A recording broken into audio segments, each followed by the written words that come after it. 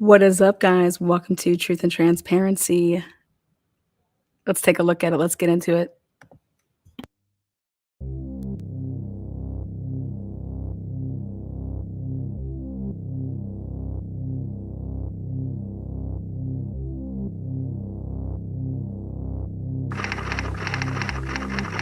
We begin with breaking news out of North Idaho. Just a moment ago, Moscow police confirmed 4 people were found dead in a home. Xana Kernodle. Ethan Chapin. Madison Mogan. So Haley Gonçalves. They shared everything. They came here together. They eventually get into the same apartment together. And in the end, they died together.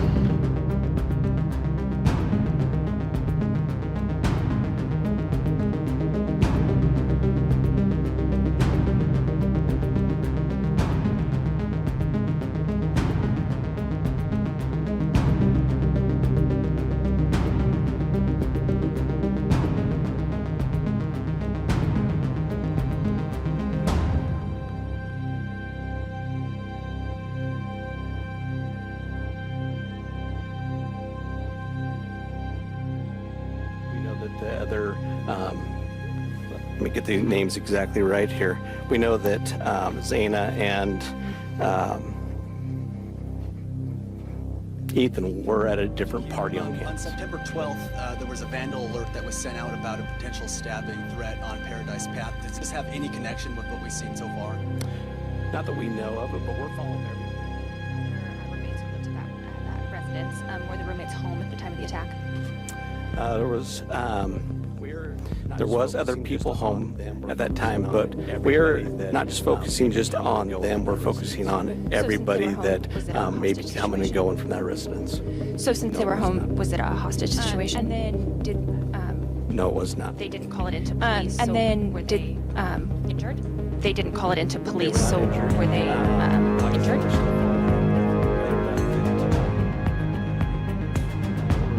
No one that we're not going to talk to. There's no one we're not going to interview. There's no one that we're not going to look into. And we're going to do our due diligence. We're going to make sure that nothing goes unturned. I know you said when the call came in, it was for an unconscious person, and also that was a stabbing. It seems, just from an outside perspective looking in, like that would be not the first thing a person calling in would think. You're right, but the report that we got was that it was an unconscious individual. It wasn't until our officers arrived on scene, went in to do caregiving check on the individual who was unconscious that we found the scene that we found. Okay, thank you. Yeah. Hi, Heather Roberts with ABC News. Just to follow up on what she asked, so the other 2 roommates were there at the time of the attack? All the information that we have from our investigation is that yes, they were. Okay, but they were unhurt. That is correct. So is there any explanation as to why it took so long then for someone to call 911? You have surviving witnesses to an incident at 3 or 4 in the morning, and the 911 call didn't come until noon? I don't think I ever said that they were witnesses. I said they were there. So, we don't know why that call came in at noon and not in the middle of the night. Would have we loved for that to have happened? Yes, but that's not how it took place. So that's why we're investigating everything still to try to pull all the pieces together. Were they one of the people, were they the 911 caller? At this point in time, I'm not going to divulge who our 911 caller is, just because I want to keep the integrity of the investigation at this point, okay? Okay, and last question.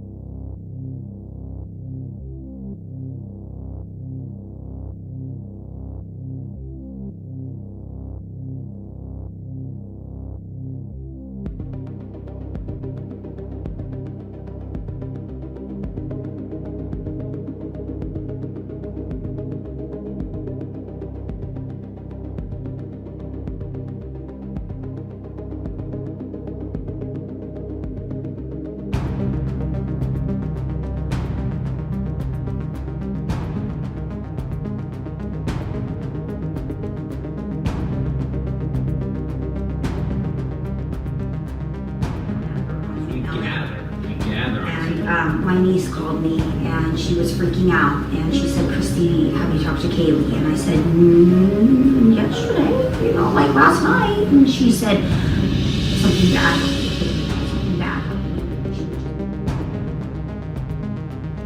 The Gonzalez family says they want to do anything they can to help the investigation, but believe investigators could be missing the mark. Imagine if you're a parent and you have pertinent information to this, like that dog, and you're asking me to just shut up. It's not going to happen. I'm going to find a microphone and I'm going to talk to it and I'm going to tell people this is important. Whether it helps solve the case or not,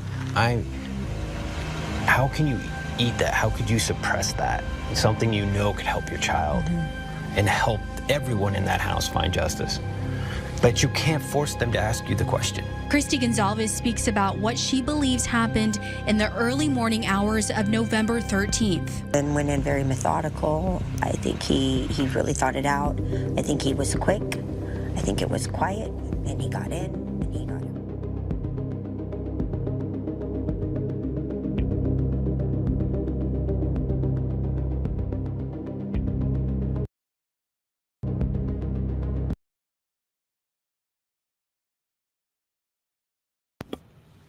Again, hello and welcome to Truth and Transparency.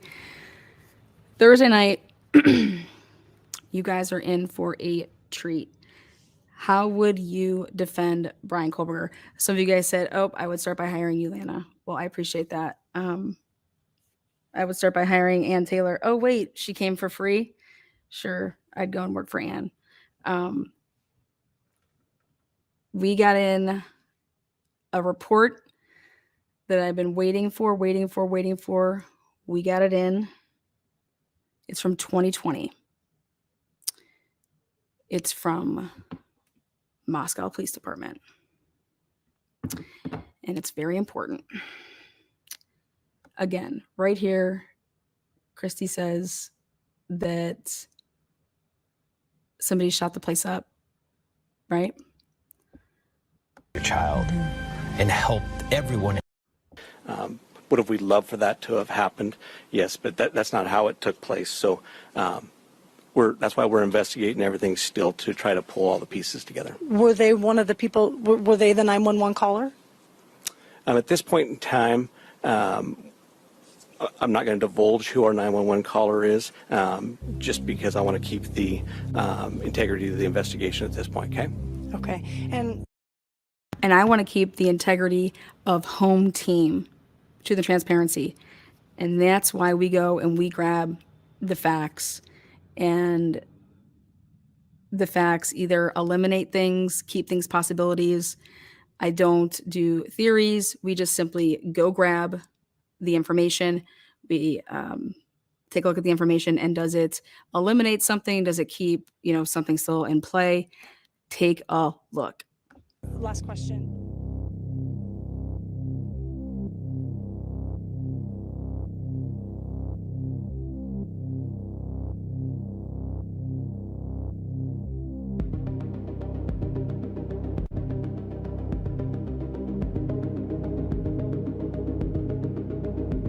Again, what is up, subscribers, members, moderators? Much love. Here we go.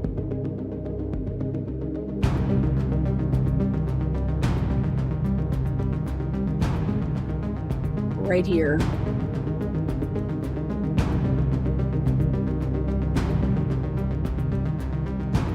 There was a party last night and someone came in and shot the place up, and Kaylee is dead.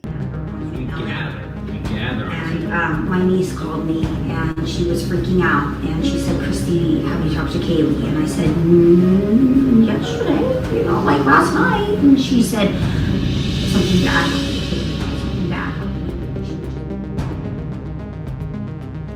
The Gonzalez family.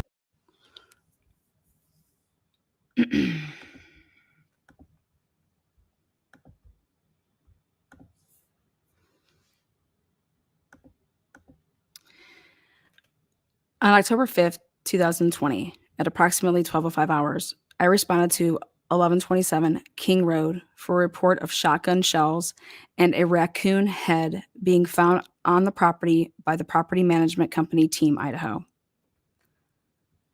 When I arrived, the RP was not on scene.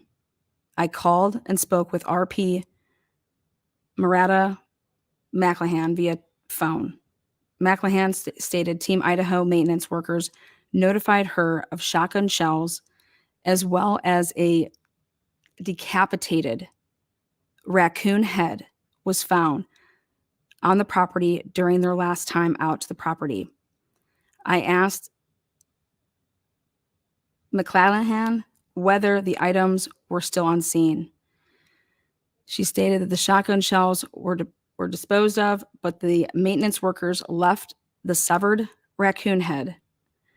I found the raccoon head in an adjacent parking lot to the residence. It appeared the raccoon had been dead for longer than 2 weeks. According to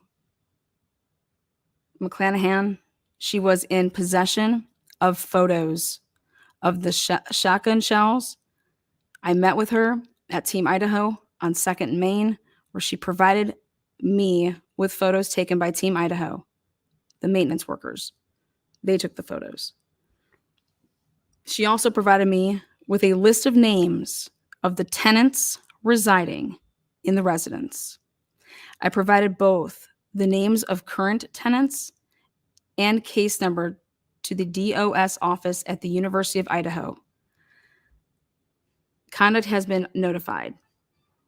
I attempted to make contact with tenants at the residence, but was unable to get a hold of anyone. I will follow up with the tenants at a later time.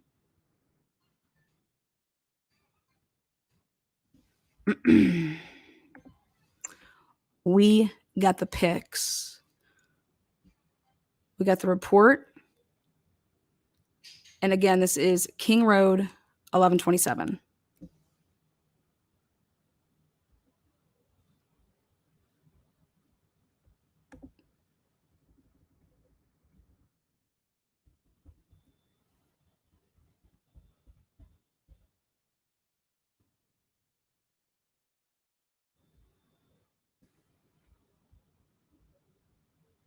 Number 1.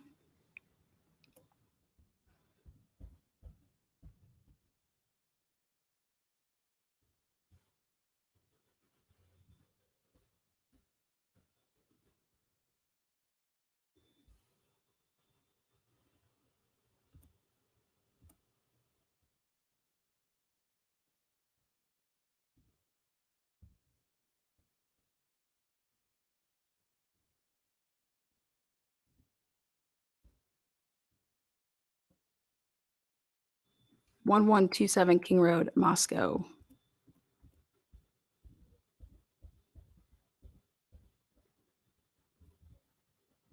And then I snagged myself up a list. But we'll just stop there.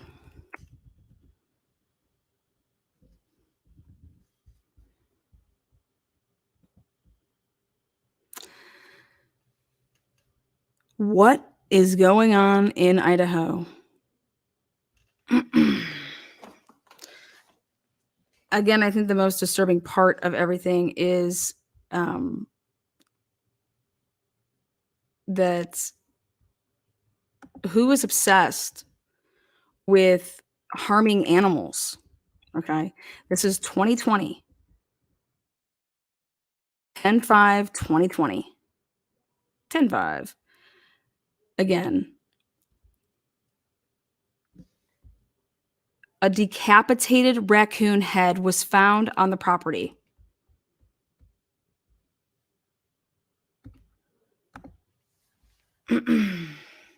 People who unalive animals kill people easily. Isn't that what people say they start off doing? People say that at a young age, or, that people harm animals. It starts with harming animals and then it goes to hurting people. I mean, we're talking about in order to decapitate a raccoon, you're using a knife. Okay. The victims at 1122 King, they were harmed with a knife. Okay. Bryan Kohberger was not in Moscow in 2020. Okay. What is up, Too Legit to Quit? Hey, hey. You guys, this is very, very, like, this is a pattern. Okay. This is a pattern. I brought it to you guys way back in the beginning. All the media outlets reporting on, animals being left on people's doors. You're skinning dogs, decapitating raccoons. I mean, what? And now here we have, as well as the 5 shell casings, we have the 5 shotgun shell casings, and we have the raccoon's head. This is disturbing. This is just flat out disgusting. Exactly, Lana, and it escalates. I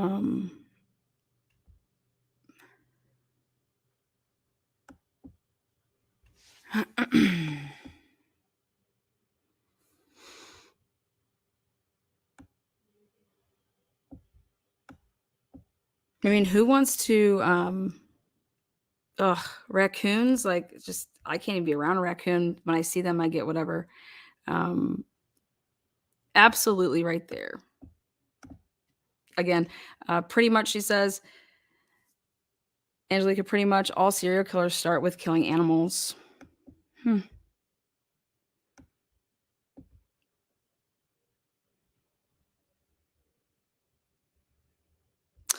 Judy Adams, how does it escalated?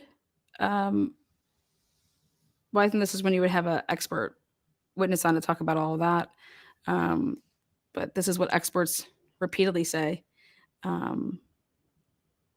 that they look into people that are convicted of crimes and they look into their background.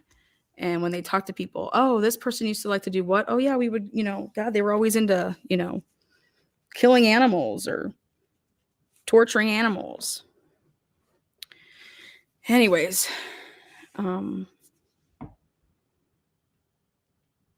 this is not the first time this stuff is going on. Numerous times they were putting it on, sorority doors, fraternity doors. You got the panties. You got,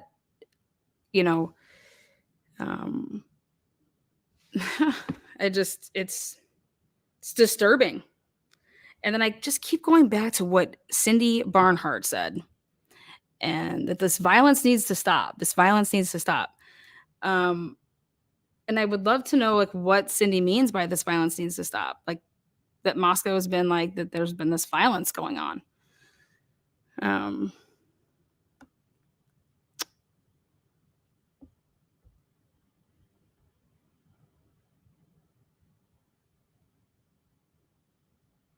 Yep, Miss Potts, exactly.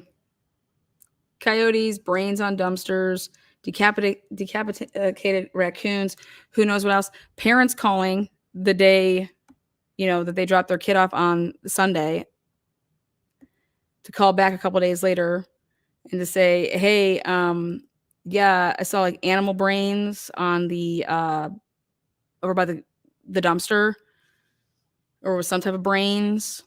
I mean, this is just woo. But again, right around the corner is Bryan Kohberger to be giving his alibi. If he is going to be coughing up an alibi, July 24th, 2023. So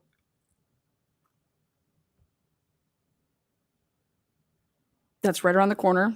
How would you defend Bryan Kohberger? I will be dropping the link, because I want to know how you would defend Bryan Kohberger. What do you believe is the weakest parts of the state's case that we know of to this point?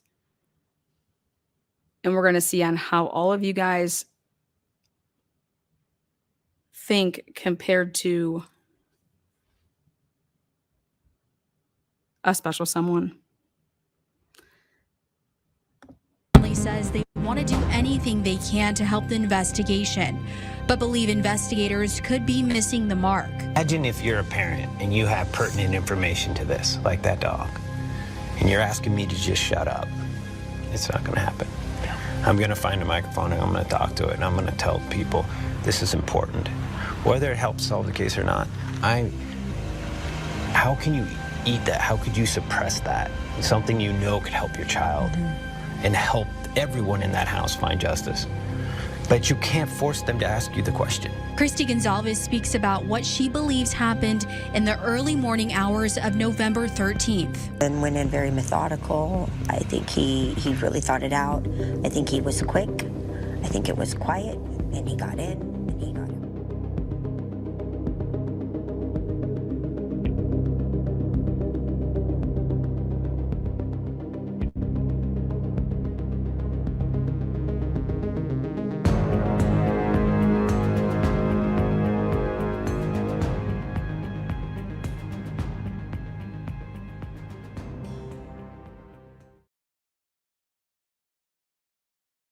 or how he got out, which direction he came from, or how he escaped. There are only so many scenarios, and tonight we're going to give you an exclusive look. First, our senior national correspondent, Bryan Kohberger, retracing the route that the killer would have to have taken if he drove that night to 1122 King Road. You can see houses on both sides of the street again. There's media out here now, but again, normally the neighbors tell me there's a lot of people walking around, not necessarily a lot of cars. You look to the right here, this is the house where the murders happened.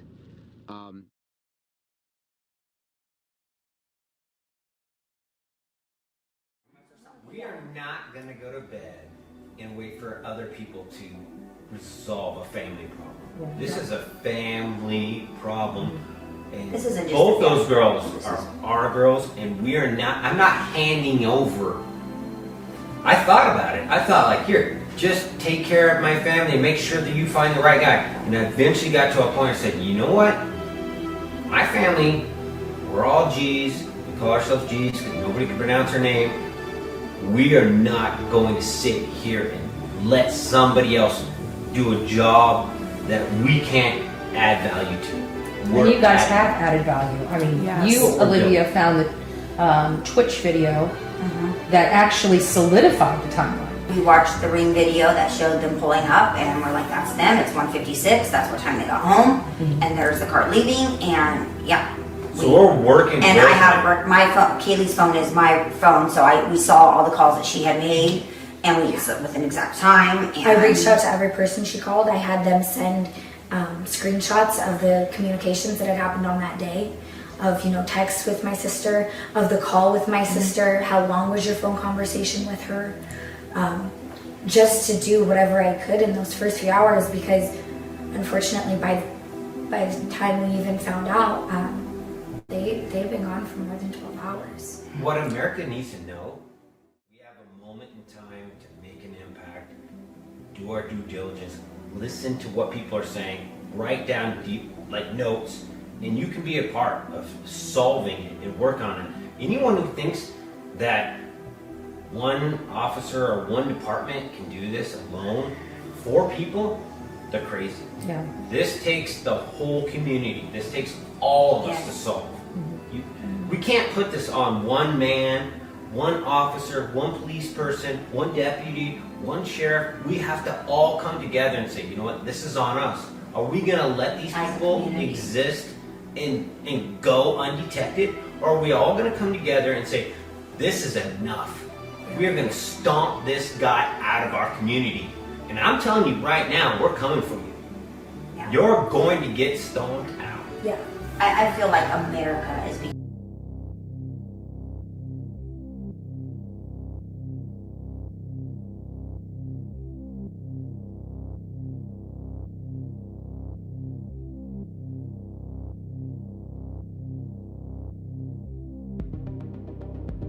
built on. Explain all the things that they did. Yeah, they Ubered out together. They only went to known locations that they had been before. Private driver. They had a private driver. Yeah, I apologize. There was a private driver that they had actually used before, so they knew him. They had a relationship with this individual. We knew him as a family member, and he really helped us. Yeah. He turned us on to food truck stuff. Yeah. He was a great person. Good people. And then only went to like known locations with known people, traveled only together on well-lit, known streets to get food before taking a private ride from the same individual who had picked them up home to go eat after a night of drinking, being 21, Ubering out, Ubering home with your friend. And we're totally shot. And then going to bed. And we're doing everything the way that you tell your kid to go. You Yeah. know, don't be two girls all by yourself. Have somebody there. This is where we're going to start off. I'll be dropping the link here. Right here you hear that the same party driver took them there, okay? The same party driver took them out, and the same person brought them home. So I'm going to go back to the beginning here. What was Showalter's purpose then? Okay. They didn't even tell him that, hey, we got a driver. Hey, do you want to come with us? Now let's go back to Linda Lane. Okay. Linda Lane. What was Jack Showalter? What did he say to the police? Did he say that he went straight home? And does he live over there? As people were trying to say that John Showalter lives over there at Queen. Okay. So you take the same party driver out that night and you plan on taking him, home to get home. So was there some point that the girls were considering maybe going with him, or was it never supposed to be like that at all? Again,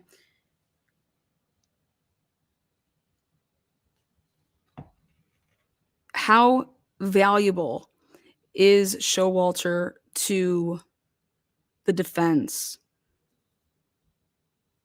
What did Showalter see that night? What did Showalter hear that night? This has been a name that has dropped off the radar. It was so hot. Everybody, hoodie guy, hoodie guy, hoodie guy, hoodie guy, hoodie guy, hoodie guy, hoodie guy. Well, hoodie guy was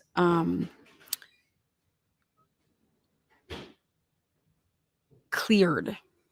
Hoodie guy was cleared. But what did hoodie guy provide? Hoodie guy, great. I want to know what Showalter has said. I want to know why Showalter thought that why would you walk to a grub truck to get food if you weren't getting food? Why did you go there? Why'd you go there?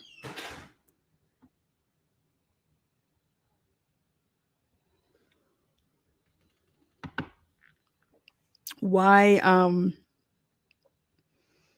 did the police leave you hanging? All they had to do was release that you walked down there with the girls, They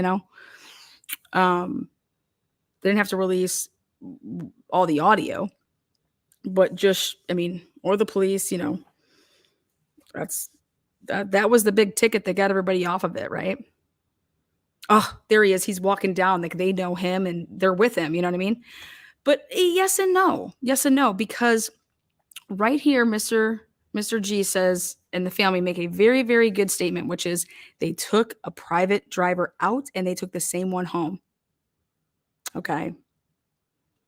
And it was late at night, Was this guy, did he know he was going to have to be picking people up? Was that the plan all along? So then I ask you again,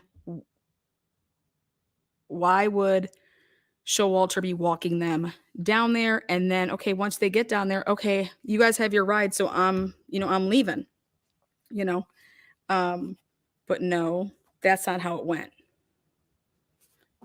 And if you're not Ann Taylor, okay, how can you not look at Showalter and ask him, well, you look pretty pissed in this video. The girls are what? Ignoring the shit out of you. And then they go the opposite way. They get in the car. How did you get home? Did you have to walk home that night? Oh, you drove? And you just run off. What, were you mad? You know, so again, what did Showalter say to the police? How many times was Showalter interviewed and asked questions? Because until the police would have gotten the camera that showed them walking down, and even with that and showing them walking down, wouldn't that be like suspect number one to the cops? And then think about this: give me your DNA, give me your DNA. We got all this foreign DNA in here. You know, maybe one of the foreign DNAs, because he didn't give it up yet, was Showalter. You know,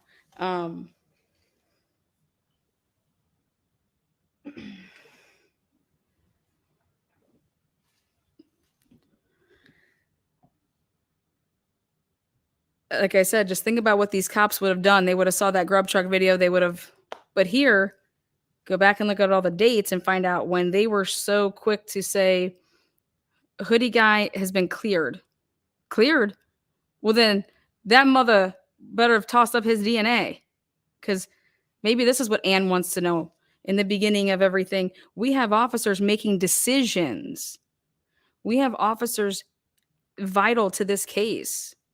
ISP, 2 officers. I need 1 Moscow Police Department officers. I need 2 of the ISP guys, because they were making decisions that were vital for this case. So, who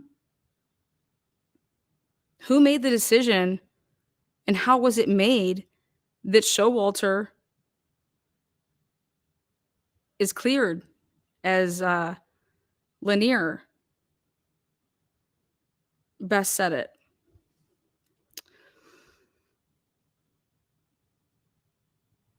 Absolutely, they're not going to tell us everything. This is how you would defend Bryan Kohberger and everything that you know here into this point, and basically the decisions that were being made early on. I have a feeling that Ann and her team are like, what the fuck?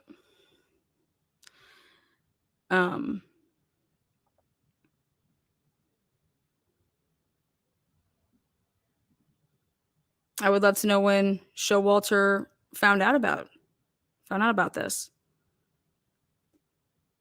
I would like to know where Showalter truly resides, you know? I would like to know, you know, why are all these people that are in the mix of this, whether they were a victim of the crime or someone that was around it, people that have been, quote unquote, I don't know if you want to say kicked out of their social sorority circle or fraternity circle, but Showalter got the boot. I'm sorry, but why wasn't Kaylee in any of those pictures with any of those girls her senior year? Molly Grays of the worlds and the Jade girl and the Bree person. She did not take the legacy picture. I got one time that she hung out with them on September 18th, tailgating for a football game before that night. Again, how would you defend Bryan Kohberger? What would you attack? Obviously, they're going to be attacking with experts on everything to do with the DNA and that it was placed and that it was planted. That's already kind of been established. But do you think it should be on the defense too? Who did it and why? Who's framing him and why? Do you have to be strategic with that? You know?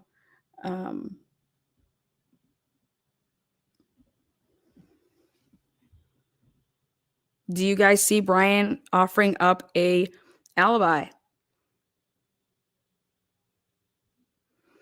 I think if he offers up an alibi, I think that Bryan was in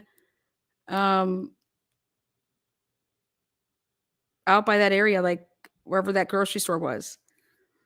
Let me ask you guys a question. Who goes to a grocery store and buys stuff at a grocery store that is 45 minutes away from where they live? Who goes grocery shopping 45 minutes away from their home? Well, I've never met anybody that does.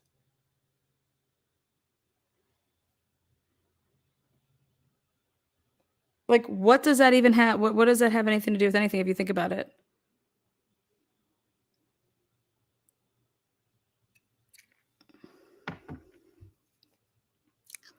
Who goes grocery shopping 45 minutes away from where they live? I mean, your ice cream and all your goodies are going to be melting.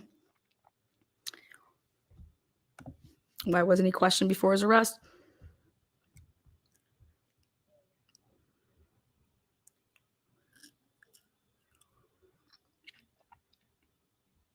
Remember, it's not the defense's, they don't have the burden. It's the state's burden.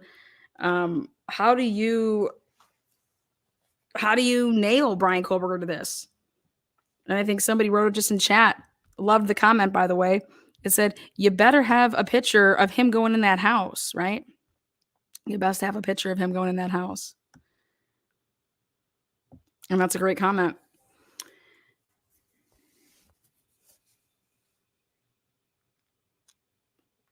You know what I see doing, going to that grocery store is, what if Bryan went there to pick up the food because he was grilling out with somebody or going to be cooking dinner with somebody and having dinner. And the person that you have dinner with, they're like, nope, no cell phones. You're always on your phone. You're always working. You're always doing something. You're going to shut your phone off. And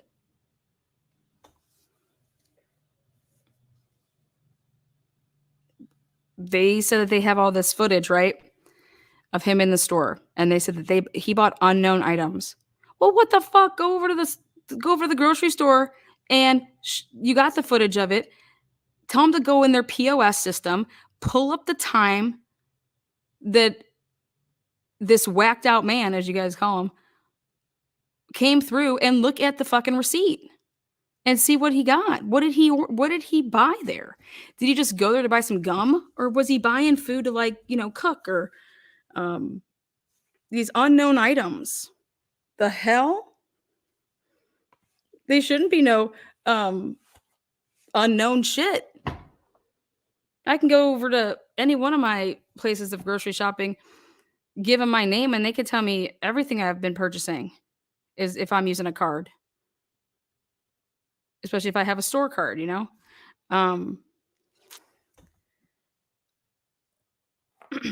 But I said to myself, why would they even put that in the PCA about where he was the next day? What does that have to do with arresting this man?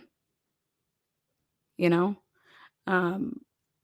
PCA is supposed to arrest somebody, right? The probable cause affidavit to arrest this man. We look at this PCA and it has so much shit in there that what could you take out and you would still be able to get the arrest of Bryan Kohberger? But I'll tell you what you couldn't take out. You couldn't take out that DNA on that sheath that was a match. You don't have that, you're not arresting him. But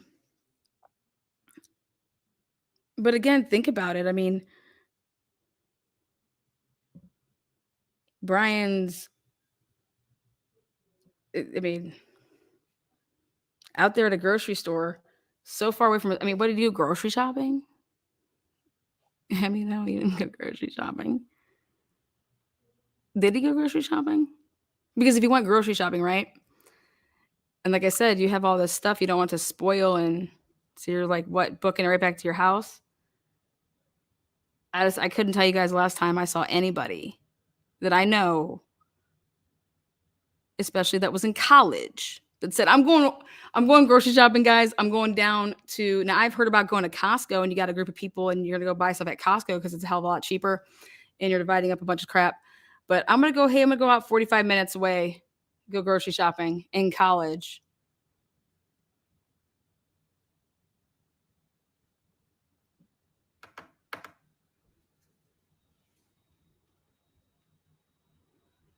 Just wild, if you ask me. Again, I'm throwing out a bunch of stuff here. What do you guys think? Like, what do you think's the state's strongest? Would you attack? How would you defend Bryan Kohberger? Here you go. There's your link.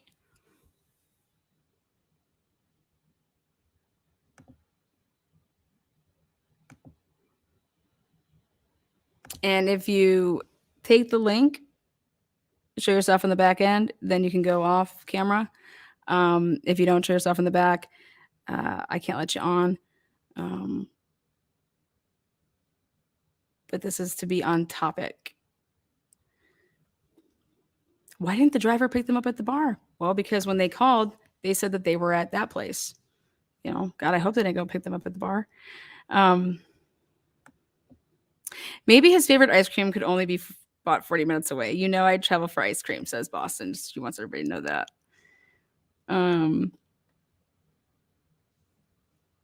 Yes, perfect. I was waiting for someone to say, give some type of a reason why. Perfect. Well, then guess what, guys? I bet you that he's going to be able to show that he's done that before. But what if these items weren't of grocery store items, but what if it was just like a salmon and some Bob Evans already pre-made mashed potatoes, some asparagus, I don't know, throw some vegan in there. And it would just look like it was enough for like a meal. And then lo and behold, here comes Bryan's alibi, which is some, woman or man that he spent the whole weekend with. And I have no idea why my phone would be pinging anywhere over there. I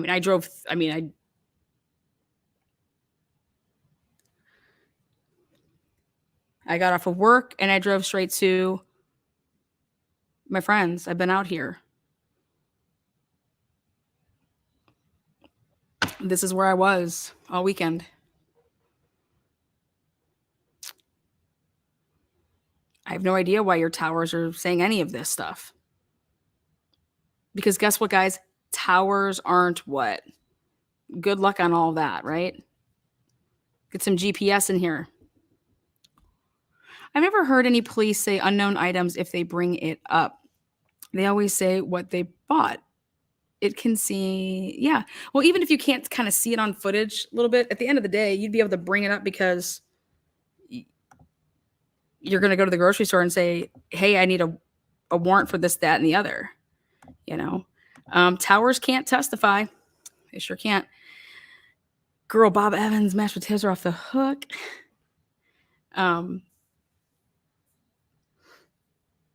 But cast is different than towers. Absolutely. But cast is also very, very what they would consider junk science. We'll see what like I said, I can't wait to see it. I would think that if you have all of that and you're able to pinpoint him in a way that you're describing, I just would think that would be in there. We all saw Linda Lane, guys. We all saw Linda Lane. We're waiting to see what comes out on Linda Lane at the 11112 house.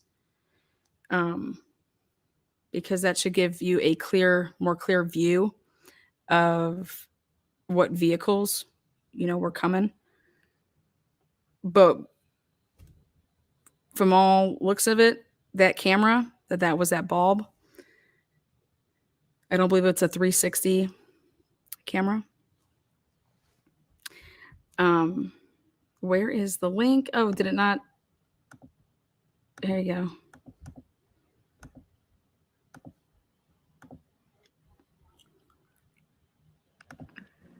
Hello, Eddie. What is good? Hi, Lana. Hi.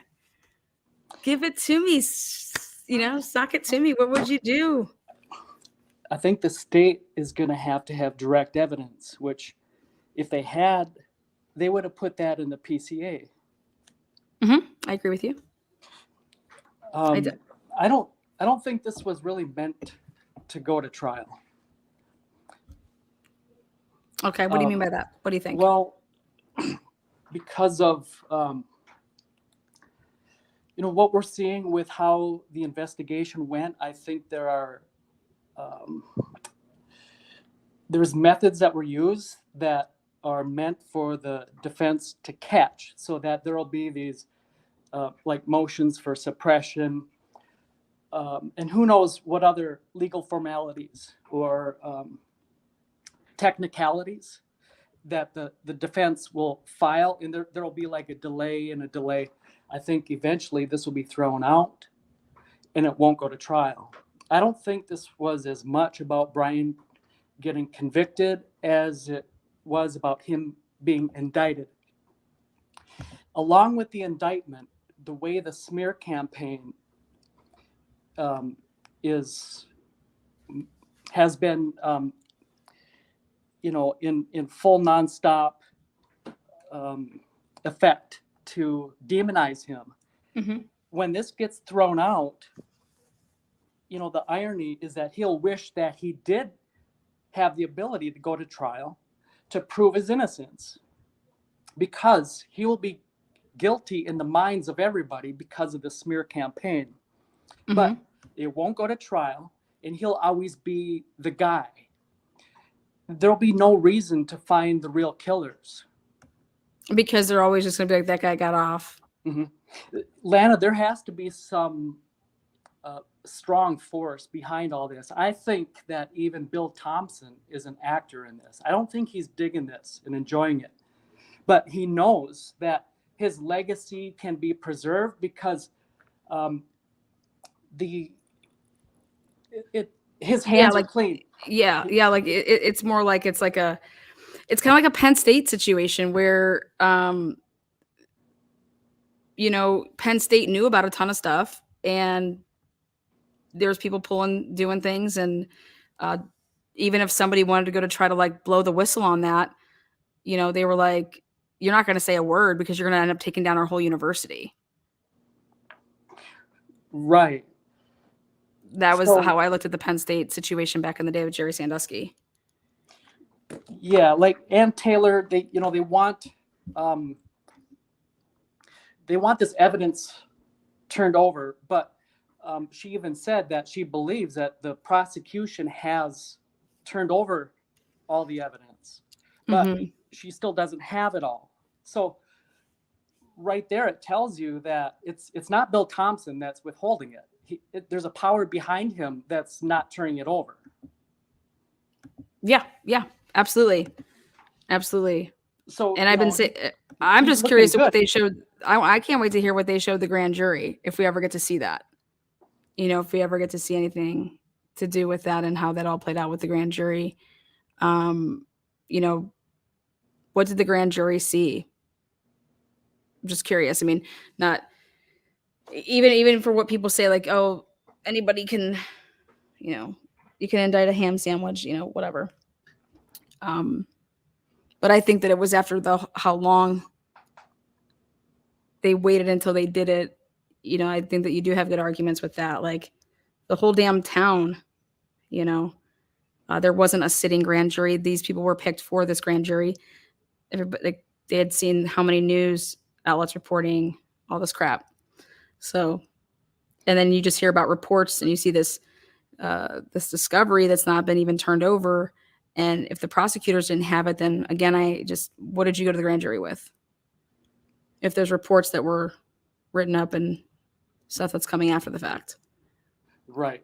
There's not enough evidence to even get a warrant for his arrest. Yeah, well, that's my whole thing is that the DNA that they got was because they were able to arrest him. But if you take out when people, I guess they don't understand this, is that the only reason they were able to obtain the warrant to arrest him was because of the DNA connection. You take that out, and that's why Ann Taylor wanted to know how many times did you go and try to secure a search warrant. I want to know about any search warrants that you went and tried to secure, because I believe that they tried to secure a warrant for his arrest and they couldn't do it. And then that's why they needed like that you know, the DNA with the dad and how they went about getting that in Pennsylvania. And this is where it's going to come into play as was that all done legally? Because if you don't obtain his buccal swab, you don't have what they say that they're going to use in court. Yes.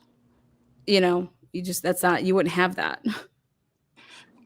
Yeah, I don't believe, I think you know me well enough that, you know, and I'm not afraid to say, I don't think you did this. You know, it's fair to say, you know, I'm open-minded and, you know, if he did it, then he did it, but I'm not going to convict him based on what I know right now, but I believe that 100. he did not do it. 100. I don't, right now, what you guys have put out there, you want me to say he's guilty and put him to death off of what we know right now? I laugh at people that say that. I'm sorry, but it's just, woo. Like I said before, this, I don't think is really about making sure that Bryan Kohberger goes to prison. I think it's about making sure whoever did this does not. Yeah, nothing happens to them. Yeah. Now, if he did, thank you, Eddie, for that. Thank you. They're gonna have to prove that he did it by himself. I see people, you know, in comments and in the chat, they say, well, you know, it's pretty clear that he didn't do it by himself. I think there must be others, but and I got this from you. So this is, you coined this phrase, but if he did it, then they're going to have to prove that he did it by himself, as it's outlined in the PCA. He didn't have help. He wasn't like the getaway driver or the mastermind. Exactly. Or the lookout. That's not how this goes. They waited so long to make this arrest because they had to ensure that their case was airtight. So what's in that PCA is what they're bringing.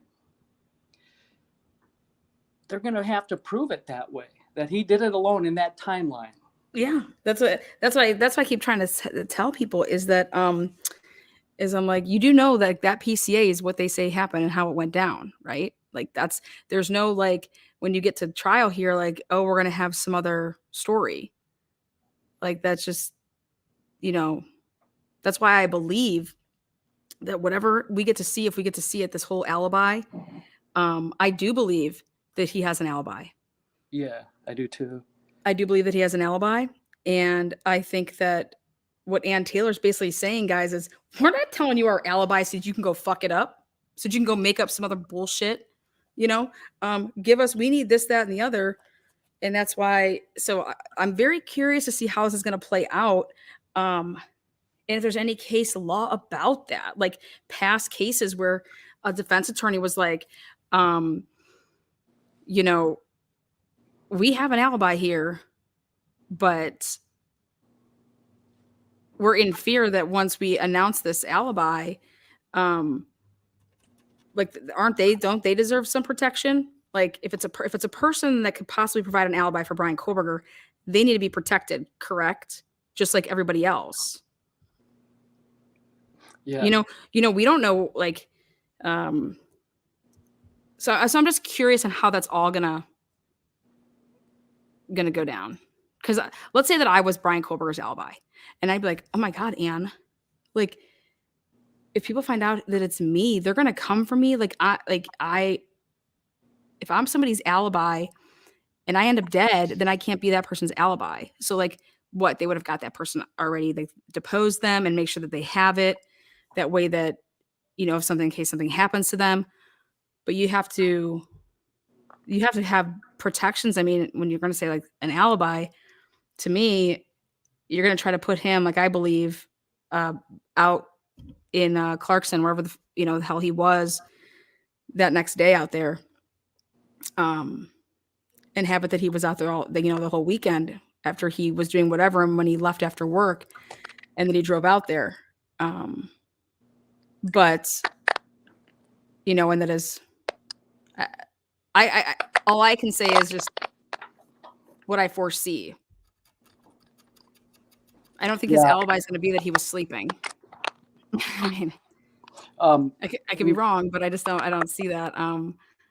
I think that they took that television for a reason out of there. I think that his lawyer went into that condo of his for a couple, on a couple different occasions. Why would they take a TV out of there? To just go give it to his parents? No. And land, and this is my phone battery overheating. But yeah, I just want to say I think that channels like yours, because of this the pitchfork pair, who I'm talking about, Koffendorfer. So all of us are being attacked. You're being attacked. You're doing this just for clicks and views and money, and anyone who's not in step with this narrative is being silenced, and our voice is being minimized. Yeah. We're the conspiracy theorists, even though up to this point we were waiting for, to find out if there was any blood evidence in that vehicle. Yeah. The Elantra, and there wasn't. So now the narrative goes, he's wearing these Tyvek suits or whatever into the crime scene. And they're, if anyone's the conspiracy theorist, it's someone like Jennifer Koffendorfer. But it's always the person guilty of doing it that labels and accuses the others of doing what they're doing. So, because it's the law enforcement that has indicted Bryan Kohberger, they have that to their benefit because they're the authority, and we need to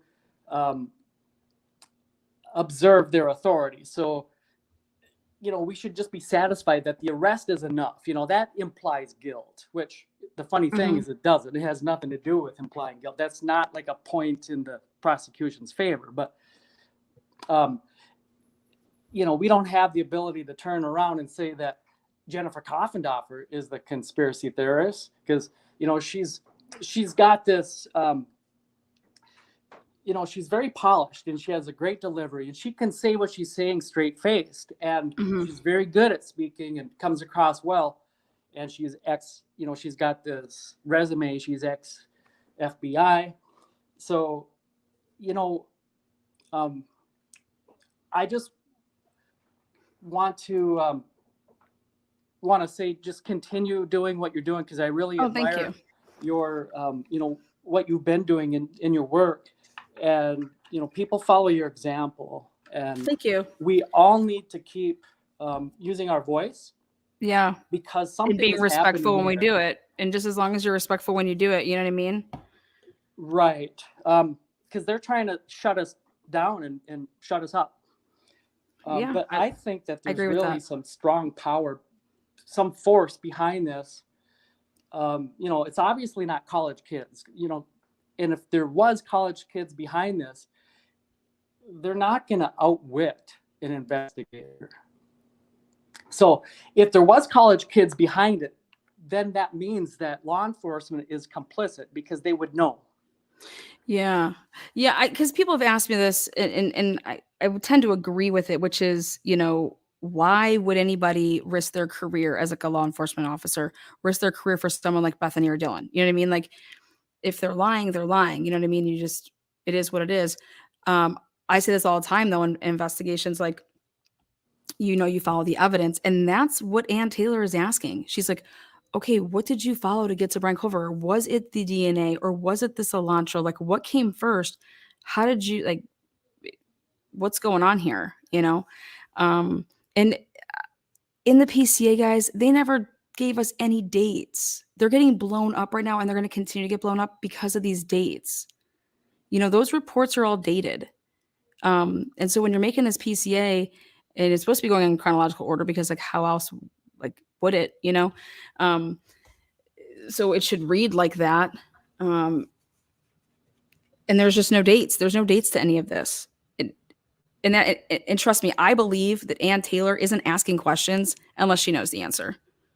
That way that the answer that you give, she'll know that it's right or wrong. So that way, that's the only way that you can, cross somebody up.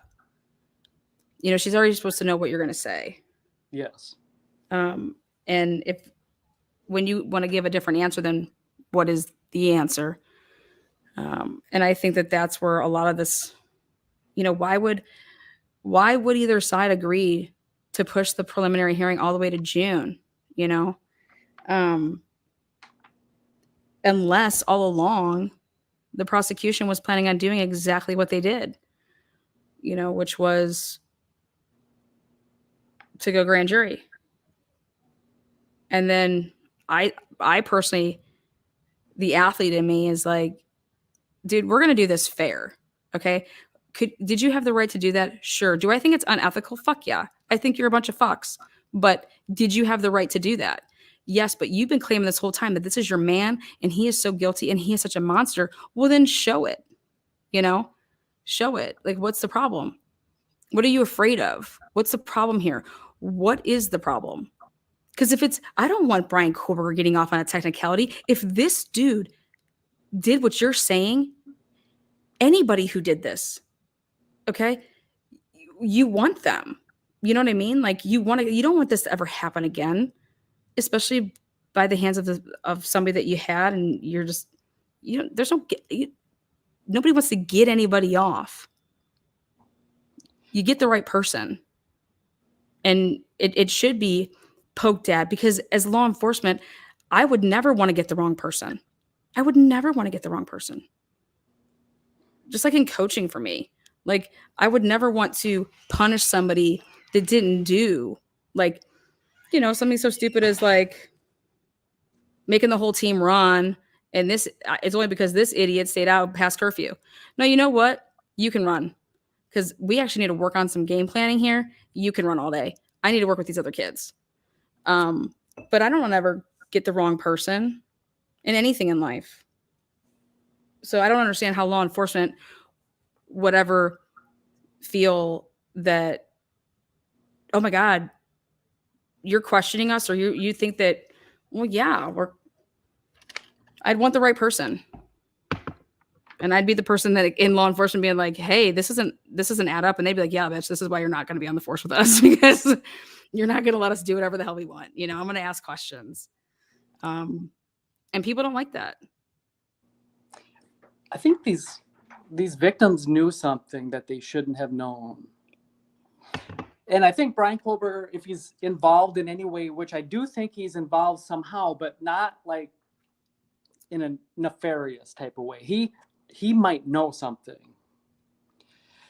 So, because he was studying to be like, in law enforcement or criminal justice or whatever. So this is kind of up his alley. And then I disagree with people.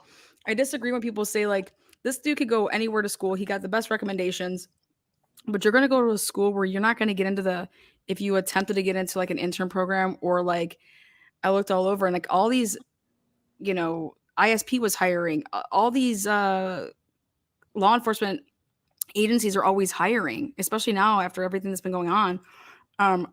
If Bryan Kohberger wanted a job in law enforcement, how is he not getting a job in law enforcement? Like, how bad did he interview, or what? Like, it'd be one thing if you picked somebody over him that was like, yeah, we want this person, but there's all these other positions available, even like a cadet thing, or, something like a security, if you wanted to be in something. So I still have it out there that I want to know if Bryan Kohberger was doing anything with law enforcement, because that's what he wanted to do. And why would you go across the country to go to an area where you weren't appreciated? What, to go commit murder in a state that has the death penalty, when you can commit it in a different state where there's not? That traffic stop in Pullman, you had mentioned, he seems timid. That's kind of his nature. He's, that traffic stop is not going to make it onto the YouTube channel, Code Blue Cam, where you see these people, running away from the cops. I'm sure some of you have watched that, but it's a compilation of, traffic stops gone wrong and people that don't want to obey law enforcement. And, I don't answer questions, and they hold their phone in front of the cop's face. And we've all seen that type of behavior, and it doesn't get them very far. That's not Bryan Kohberger. He's very, he's going to observe and respect that position of authority. And he was actually right. You know what I mean? If you actually yes, he was right. Well, yeah. And then people spin it, look how smart he's trying to be, but that, people are going to see it. If they want to see it their way, they're going to find a way. It's just like the evidence in the car. There's no blood in the car, but now, they have created a narrative to, get over that. So it doesn't, if someone wants him convicted in their mind, they're gonna be able to create these elaborate, fanciful type of imaginings to make him guilty. Yeah. So, well, thank you, Eddie, yeah. for everything that you popped on to say. I thank you. appreciate you being here. I'll hop back and chat. And yeah, you're a good man. Good man. Yeah, always just keep up the solid awesome advice. Always solid advice and always solid statements. So I do appreciate you. We all do here. Thank you, Eddie. Thank you. Tiffany, what is good in the hood? Hey, Ilana. Okay, so a couple of things. Okay. First of all, with the alibi, I think it's convenient that they arrested him, after the 30 days, because most companies only hold their footage for 30 days. So even if he does have an alibi, he has to prove it. And that's going to be hard to do without camera footage, right? Mm-hmm. Oh, well, unless it's a person, yeah. Right. And then it's just, they got to take their word for it. Mm-hmm. So. Well, and possibly maybe some obviously like digital footprints of like the person, maybe those two are like taking, I don't know, selfies or taking like nudes. I'm just kidding. I'm just messing with you. Yeah, if it was just that easy. But also it could be that easy, but maybe they want to figure out, wait, why was I arrested and how am I getting blamed for this? So who knows? But yeah, they waited 3 days.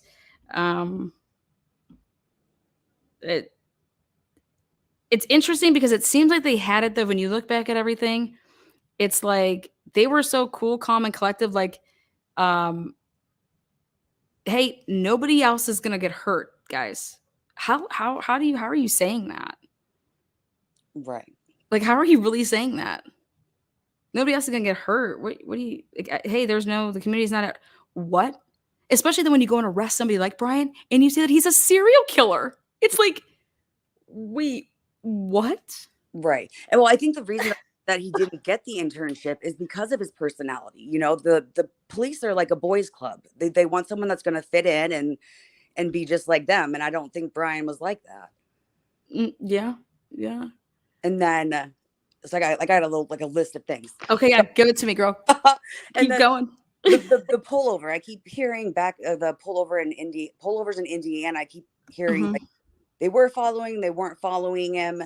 And honestly, I think they were, and I think they were trying to get him to flee as like an attempt to be able to bring him in. Like I don't think he was framed. I really don't. I think the police honestly believe that he's their guy, but they just got it wrong. Does that make sense? They got the DNA wrong on the sheet? No, they got their suspect wrong. Like I don't doubt that it's his DNA. Mm-hmm. Yeah, I don't doubt that it's his DNA. I doubt. What I doubt is how it got there. Right. Well, yeah. Well, we can go back and forth, but, like that. But yeah.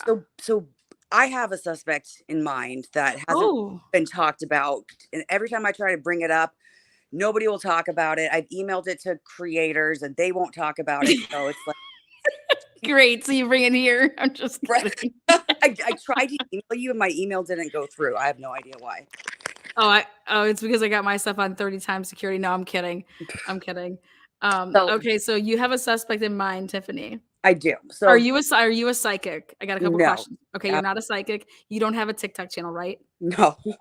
Okay, and this is just your opinion? My absolute speculation. This is Tiffany's opinion here. Okay. We'll go into So I think I legit think that he touched the knife. So I think that he met up with someone on Marketplace or Craigslist to purchase something, looking at knives or whatever the guy was selling, and he looked at it, but ultimately didn't buy it, right?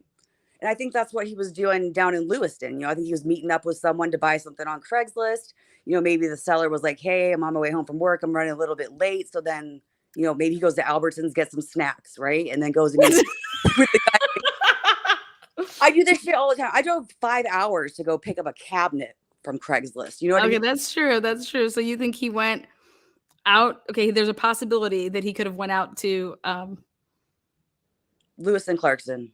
Yeah. and he was waiting to get hit back because he was supposed to meet up in this parking lot at a public place to get this damn cabinet or something like that. Right. Whatever he was trying to buy. Yeah. And the guy was Okay. like, so I think he went to the house in Lewiston or whatever. The guy's like, hey, I'm gonna be late, whatever. And Brian's like, no problem. I'm gonna go grab some snacks at Albertsons and I'll meet you back later, right?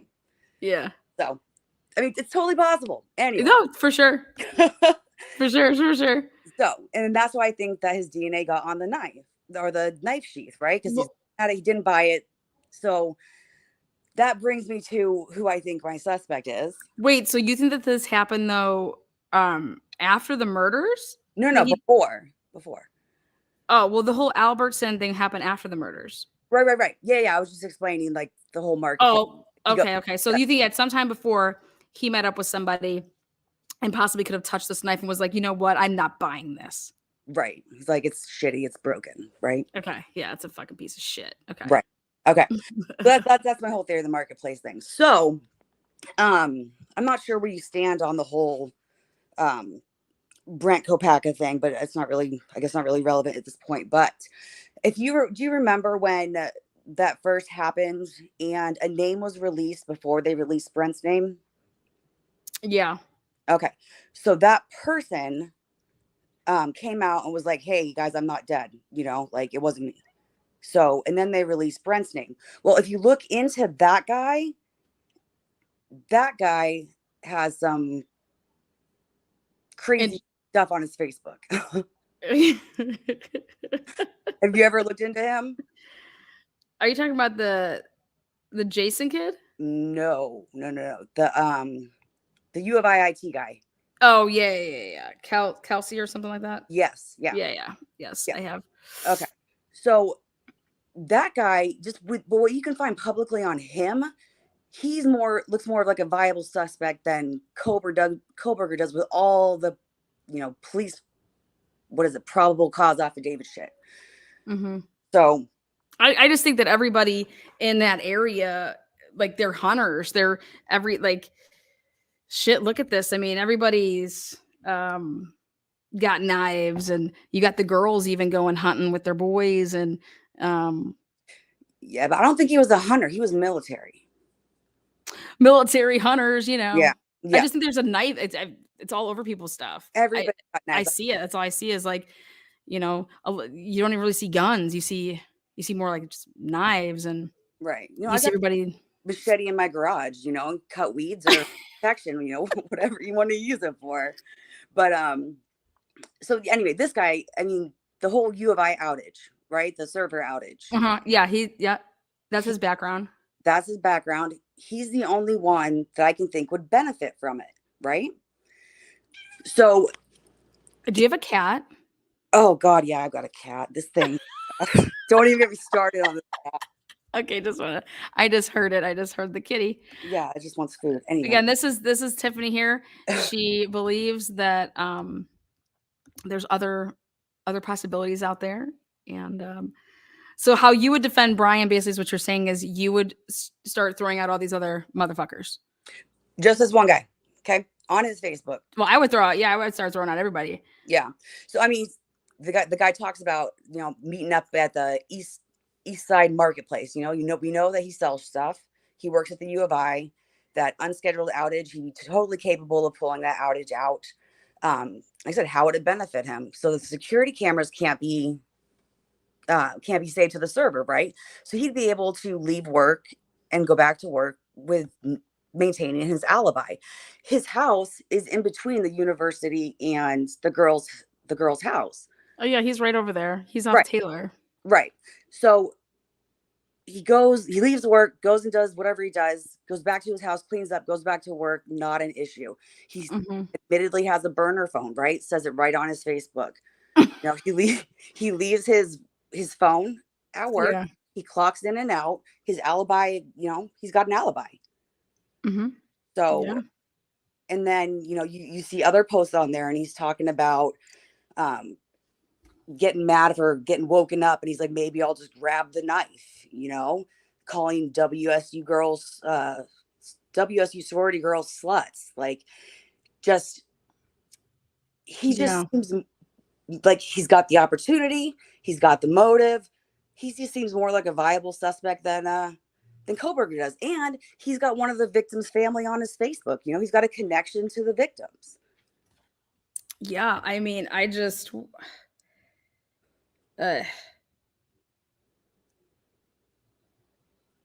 so you're in the same boat that you don't think Bryan did it? I mean, I could argue both sides, but right now, Okay. this is where I'm at. This is where you're at. Yeah. All right. Well, Tiffany, hey,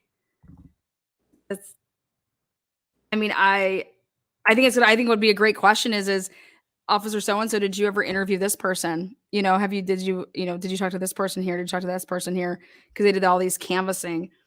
And so I think that what's probably going to come back in that is going to be like, no, I didn't. No, I didn't. Even if they said, yeah, they're like, yeah, we checked his time card. He was at work. We checked his cell phone. It was in his office. But again, he's got a burner phone. Okay. Did you ask him? Did you ask him for any DNA? You know what I mean? Right. Yeah. That's, nice. So, I mean, I appreciate you, Tiffany. And I know exactly who you're talking about. And the thing that alarmed or like alerted me was his IT background. Right. That's what and then the LinkedIn, Kaylee's LinkedIn, he's totally capable of remotely deleting that. Yeah, I think that's way more key than people know. Because either Kaylee deleted that, okay, or somebody did after she was deceased. And now who the hell would do that and why do they need to do that, Right. And then for all those people that think that, Kopak is involved, I don't know. I've got no proof, but I mean, he does have multiple Kopaka's family members on his Facebook as well. So there's a possible connection there, So it's just the guy seems suspicious. I think two instances back to back. I mean, I don't care what anybody says. Finding out what happened to Brent in that situation doesn't have anything to do with the Idaho 4 case. That should just people should want to know what the hell happened because nothing makes sense in that, Correct. Period. Right. And then once they announce, once they kind of give, some information out, then you can go ahead and start comparing notes. So, right. I mean, but I think that he deserves to know what, his family, and he, like I said, he served, and oh, absolutely. The last thing you should ever be wanting to do is take down a vet like that. That's crazy to me. Yeah, no, but even if it was true that he said, I know who killed the roommates. I mean, there's this other guy, So, well, thank you, Tiffany. You're the bomb, man. All right, thanks, Lana. Bye. I like Tiff. Tiff wasn't afraid to speak her mind. Next up is Jennifer, and then we got Annie Potts on deck. Hi, Jennifer. Oh God, I swear I am not. I swear I feel like a piano whore because just as long as you wear a condom, girl. Just wear a condom, you're fine. this case is driving me nuts because so many creators that I have watched and respected are just jumping on this bandwagon of there's so much evidence. And I see that here. I know, but I don't see it. I can't even see where they're coming from. I mean, now we got people on TV trying to, basically do a demo of how you could use a trash bag or wrap yourself in a shower curtain or wrap yourself in a giant condom. And then, I'm like, oh my God. It's crazy. Yeah, that's interesting. Right?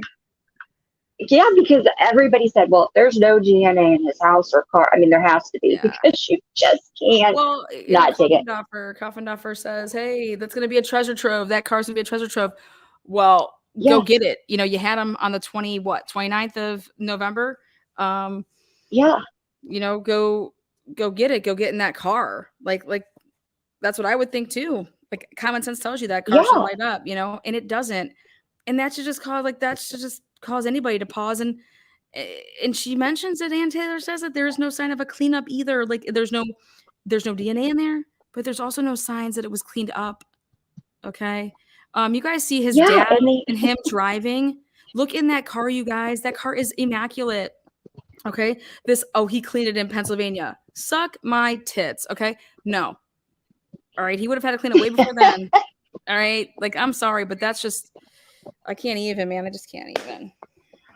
Well, the car was obviously immaculate on the inside. The only reason that it looked dirty on the outside is because he's driving in snow, in the salt and stuff. Yeah, I mean, you get it on your car, and a white car is the worst. I mean, I used to live in Ohio, so it's just how all white cars look.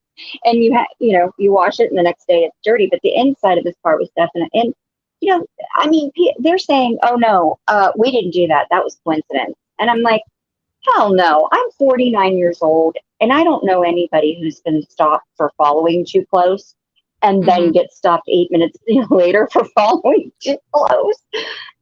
No, that they were watching him. Well, and the other thing is like caller before said that they were like, maybe he was gonna like flee or something, but also maybe they were gonna like try to search the car, use it as an opportunity to search the vehicle. And I don't know if they got cold feet. I don't know what the heck happened, but the most awkward.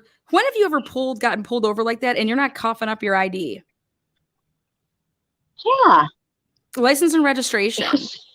Like, when it was very, yeah. Come on, man. I don't. Whatever. Yeah, it's crazy. But you know what? The the Kopaka thing. And the car thing too. When they pulled him over, everybody said, "Oh, well, he looks guilty, and he looks like a psycho." And I'm like, the guy looks confused. I think at that point, when he got stopped twice, I think he thought, "Oh my God, what is going on?" And I think that he started thinking to himself, "Oh, I kind of think they're trying to say that I did this." I kind of think at that point he figured it out. Well, how many times did he get pulled? If you think about it, think about this. I can't wait for them to talk about how many times he was pulled over ever in his life before the August pullover in Pullman. Like right when he left from Moscow. So he got pulled over August, then he gets pulled over in October, and then he gets pulled over when he's driving back with his dad. The 2 times now I got it. Like, I could see if you were speeding, but 4 times in such a, that's a lot. Short period. Yeah. People don't realize that, especially when they're, it is a lot. When they're for very, very odd things.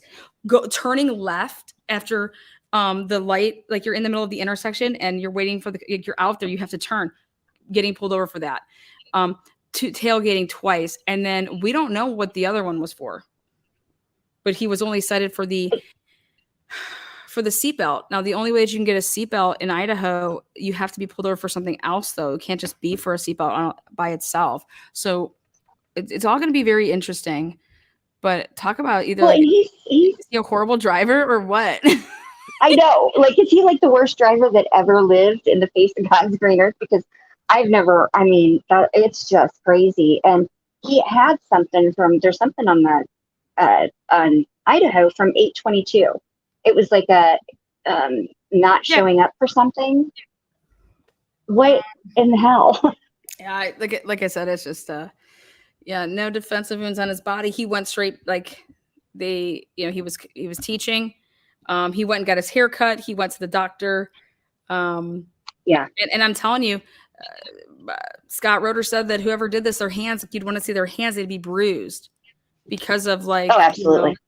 And we hear that, and especially if Ethan was beat up, you would have bruises on your knuckles, and if there was a fight that went on, and it doesn't. I mean, I think that Ann Taylor and his defense, when they present anything, they are so confident. I think that she is so confident because she knows he didn't do this. Because I don't think she would be as gung-ho if she knew that he did this and he brutally killed these 4 women. I mean, everybody deserves a defense, but I think you would have a natural kind of hesitancy or almost like guarding, especially being a female. I think that she would be a little bit more guarded, and she is not. She is basically like, she's bringing it. And I'll tell you what, confident. yeah. Yeah, and I think that his alibi is going to be good. And I think that it's very strange that Bethany has like 2 defense attorneys. And then, Yeah. he They wanted no part of that. She basically, wanted no part of that. And here she was like, I don't want to come there and get arrested. Why would she be getting arrested? Nobody's talking about this anymore. Mhm. Everybody thinks that this gone away. And I don't know why people are out there thinking that Bethany isn't going to testify one day. Bethany and Dylan are both taking the stand when this goes to trial, if this goes to trial. Okay. Right. Like Bethany was, they wanted an agreement that she would not be arrested when she came to, when she was yeah, I know. when she was going to go meet with the attorneys to be interviewed. And then they said, okay, Yeah, and we'll come to you. And then, oh my God, okay, Right. we got to do this right now. We have to go grand jury. That's when all the Grand grand jury jury. stuff started kicking in. It was all after Yeah, that. and I don't- all after the guy put in her what's his name?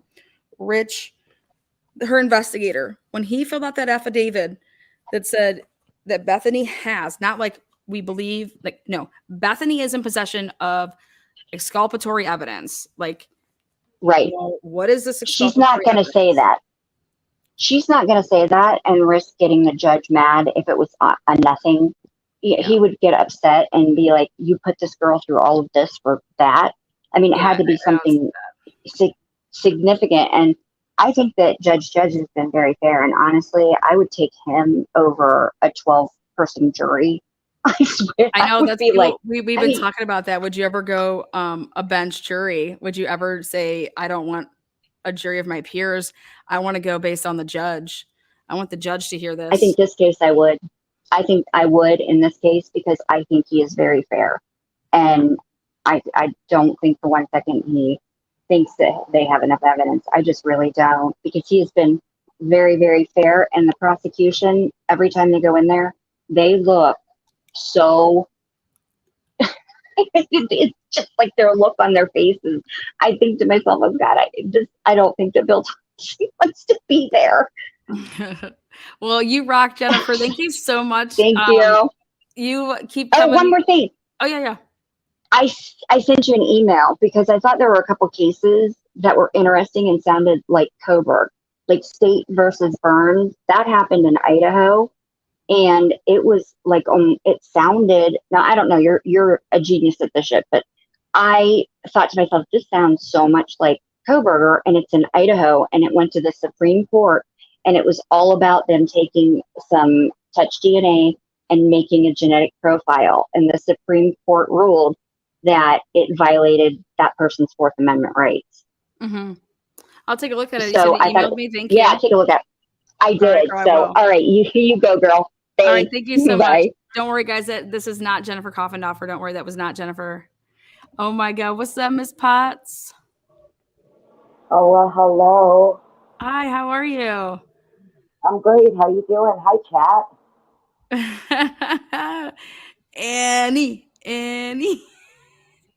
I had to come out of modding because I know exactly how I would defend him if I'm here for it. We were in an alternate reality and I was his defense attorney.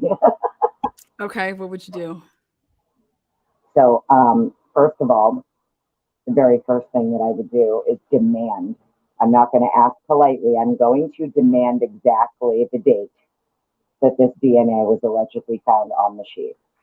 Because if they can't produce that this was found anytime before December 27th, when they served the search warrant on my client's apartment, okay, that's kind of where I'd go with it. You better prove to me, show me exactly when the lab, which lab found this DNA on the sheet. Because looking through all the paperwork, we don't have a date. We don't have a date for when this DNA was found, okay? And it is my opinion that this DNA didn't appear on the sheet until sometime after December 27th. Just my opinion. So that would be the angle I'd go with. And then I would also seek permission from the court to have IgG trees made for the 3 unknown male DNA that was found inside the home and outside.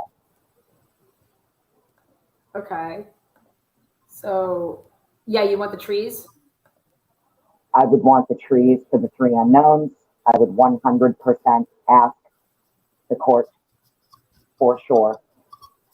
Yes, if the court would give permission for IgG trees to be made for the three unknowns, considering they were only ran through CODIS. So, in my opinion, there should be 4 IgG trees, not 1. Okay. Hmm. And I would like to know the date, the exact date that the lab technician and from which lab. Yeah, the labs. Well, okay. So you want to attack the lab? Okay. And 100. then, I want to know which lab found it, the date that they found it. I would want to know exactly when the sheath was collected into evidence. I want to look at the crime log. I want to look at the actual crime log. I would look at the coroner's report, because if the coroner doesn't mention the sheath, we have to find it.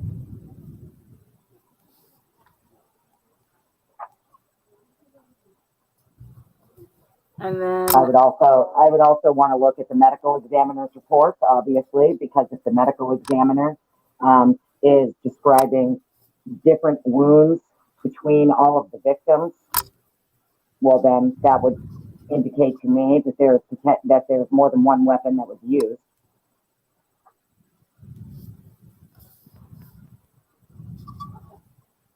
you would try to go at the medical examiner about the wounds to get her to say, is it possible that, I mean, are these different? Could they have come from different? Yeah. 100.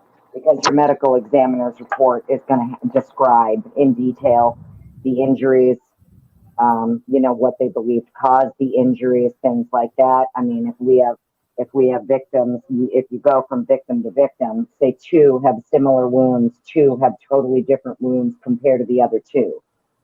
That would indicate to me likely 2 weapons were used and you have multiple perpetrators. Mm-hmm. And then, so what you would just also want to do is whatever the ME's report is, you would take it and get your different expert, right? Mm-hmm. And then have your expert go at their report and be able to say, that's why I always say with like that type of stuff. I said it in the Watts case too, when people are going to be talking about for example, there's the 4 victims, so there's all the fingernails, right? Asking things that was my client's DNA anywhere on the body? Was my client's DNA underneath any fingernails? You said now one of them had defensive wounds. So they said Xana fought, Ethan. Mm-hmm. I mean, downstairs there was a bunch of defensive wounds. So they didn't. Were there any? Maybe there is stuff underneath the nails, and it's not Bryan. Right. And I'd want to know if what was underneath the nails was ever compared to the 3 unknowns. Okay. But I'm just going based on what we know has been turned over in the discovery. So in discovery, you should absolutely have your coroner's report. You should have your medical examiner's report. The fact of the matter is that no one should have touched anything in the scene until the coroner showed up. So it should have been the coroner finding that sheath and not anybody else. And it should be in the coroner's report. Yeah. All right. So then when you move on from the ME, let's talk about the car. Oh, yeah, the car for sure. The car's clean. So, I mean, we got a problem. And I agree with the last person who was talking about, I mean, if the state ever tried to present a scenario where he is like Dexter and allegedly wrapped every single aspect of the vehicle in plastic, I mean, give me a break. Just where can they go with that? There's nowhere you can go with that. There's nothing in the car.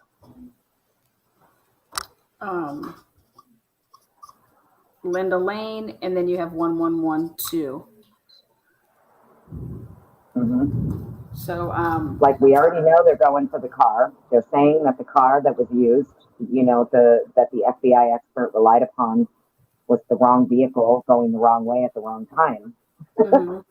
So we already know they're going after the car. We know they're trying to get the DNA is going to be what makes it or breaks it, because Well, and there is no DNA.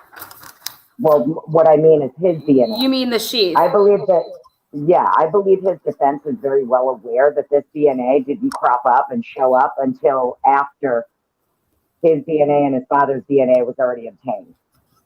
And I think that's why the state doesn't want to turn anything over regarding it, because they know it was not found anytime in November. It probably wasn't found until the 27th or after, in my opinion.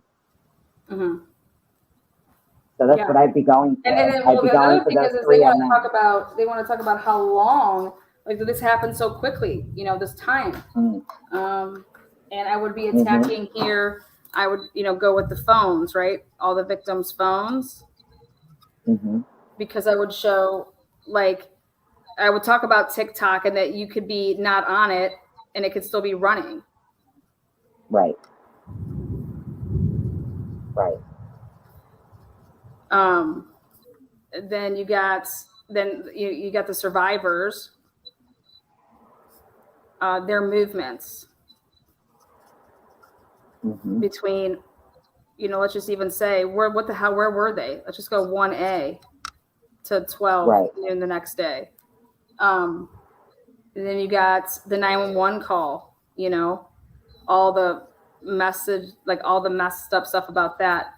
Then you have the Snapchats of the other.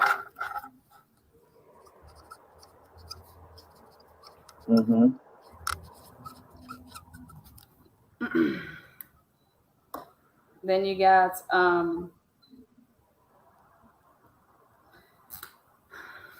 like, we know that there is no social media connection between him and these victims. We know that there is none, no connection. So that means that we don't have him following them on social media, as people claimed. He wasn't stalking them through social media, as people claimed, right? So, and now we have this issue with the DNA. We have this issue with the three unknowns. They've already stated, the defense has already stated that these three unknowns were seemingly ignored. That's the quote, seemingly ignored. So when they ran all four, including Bryan, through CODIS, and nothing came back, there should have been 4 IgG trees, because at that point you have 4 male DNA. Either very close near victims, because the way that forensics works at a homicide scene is they start at the body and they work their way out. So these aren't DNAs that were just picked up like on the toaster in the kitchen. These 3 unknowns are specific. They were either very close to the victims, 2 of them, and then 1 outside in the glove. And everybody keeps saying it's the glove that Chris McDonough found. It's not. It's like it was days before. It was like 6 days before. So we're looking at a totally different glove. It's not the glove that the reporter guy found. Okay? So, and according to the defense, these are very unique. These are actual DNA. These aren't touch or transfer DNA. These are actual DNA that were located near victims, very close near victims. And they were seemingly ignored by law enforcement. So I would go after that hard.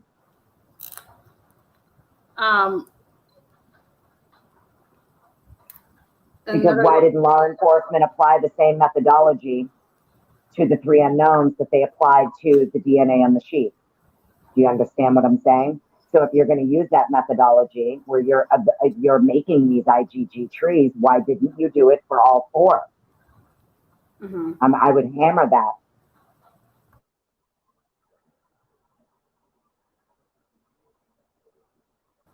Absolutely. Absolutely. I mean, I just think that there's just so many things that they can attack here. And then we didn't even put down, Bethany. I mean, what her exculpatory, What else? I mean, what else is there? I mean, I was trying to get everything on here. His apartment's clean. All right. Yep. Apartment's clean. The car's clean. The parents' There's no forensics. There's no forensics. Yeah, none. office was clean. They We didn't have even no attempt to do connection. anything in that office. You know, Mm-hmm. I'm having a Oh, good. and I just want to say thank you for talking about his smart TV, because I've been screaming about that for a couple of months now, and I feel like people miss it. Maybe I don't explain it properly, but you know, it's very apparent to me that his smart TV held some kind of something that had evidentiary value to the defense, because they specifically went back for it. And it's just a smart TV. There's a reason they picked that up. All right, now let's play devil's advocate with you. And Okay. All right. if you're the state, like, what do you? You're gonna make me do it, aren't you? Well, I'll do it with you. I'm saying, what do we gotta expect? Like, how are they going to present their case? Like, who do we think is going to come out the gate? They're going to have to go with what? The 911 caller. Yeah. You know, so you're going to talk about the 911 caller. So they're, and then the responding officers. So it'd be like the first responders. Oh, well, wait, you got to go back and add to the defensive side the highly contaminated crime scene, too. So, can't forget that. Mm-hmm. I mean, listen, if I'm the state right now, based on what we have, we're working with some touch/transfer DNA that we will not tell you when we found it, who found it, the date they found it. We have a 911 caller. We have allegedly an eyewitness who was, for all we know, coerced into her witness statements, or maybe they're entirely fabricated and she never said them in the first place. I mean, it's looking rough. I can't help you when it comes to the state. I could have done this a month ago, but I can't do it now. Then you gotta go with, his. They're gonna say that that's his car. Right. At the scene. They're gonna say it's his car. They're gonna say they have the cell phone pings.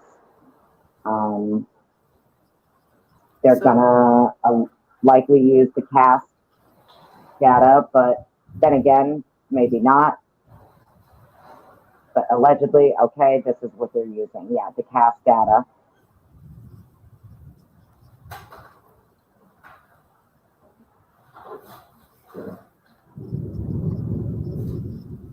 Dylan's gonna take this. I'm just trying to say, like, okay, they're gonna bring out the 911 call, the first responders. What was there? Did you see the, how they secured the scene, what they did, who they called immediately? They're gonna talk about everything that they did. Then this may actually come in with like ISP maybe down here, as far as ISP forensics when they were doing that. So their team. Mm-hmm. They're going to talk about maybe they're likely because how they they're likely going to bring in the coroner. Yeah, they're going to bring in. Let's just put my butt. I love it.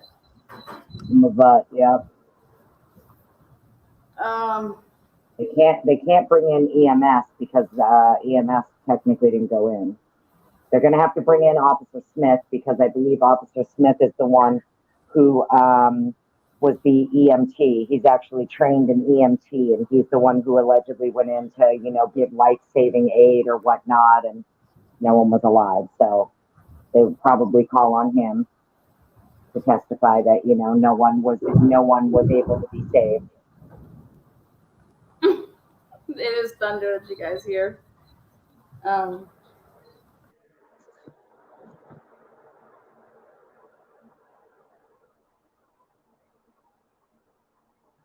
I'm going to give you guys black and red.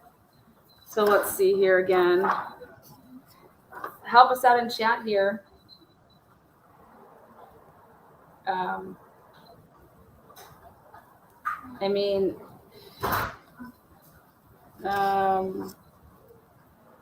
His thanks.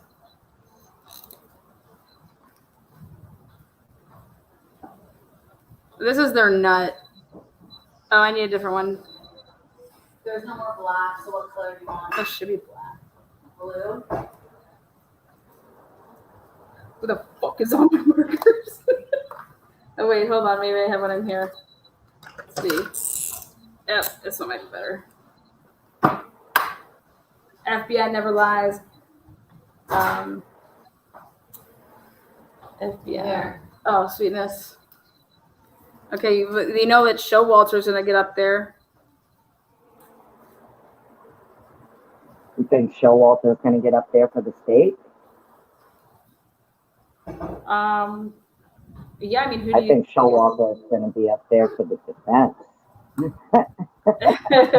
Well, let's just put Joe up there. He's going to get up there and talk about those damn carbonados. Okay, sure. We'll use Joe.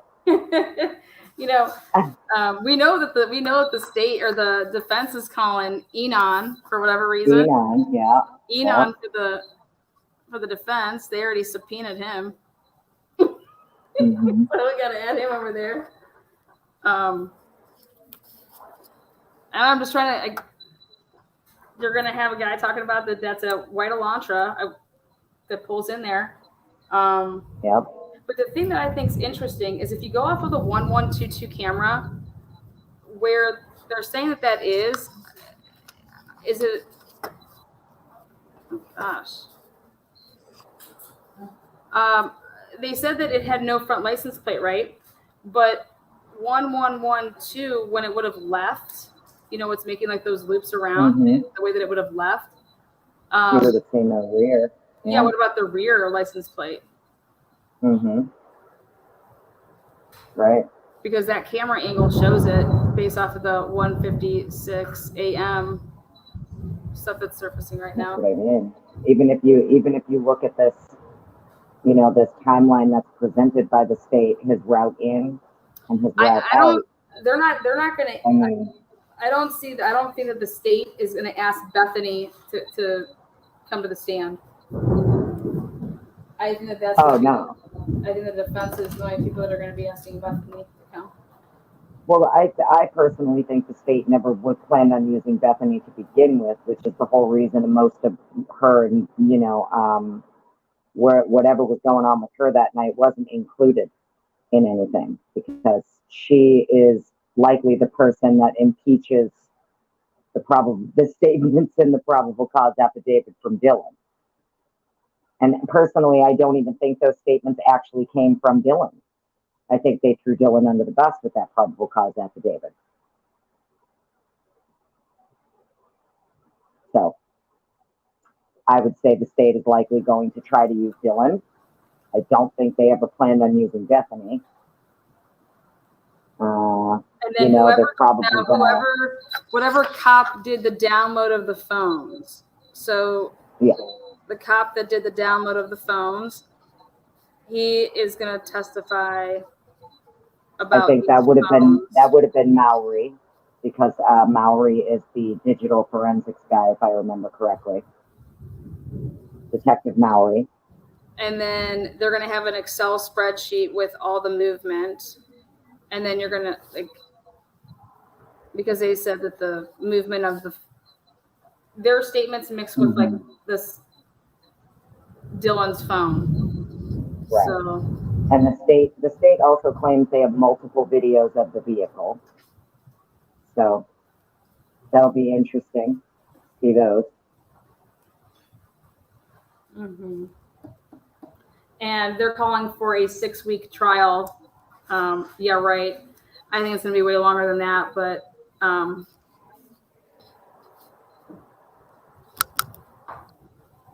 it'll be interesting. Now, do we think that any of the parents are, you know, because are you going to talk about how they got stuff before the warrants?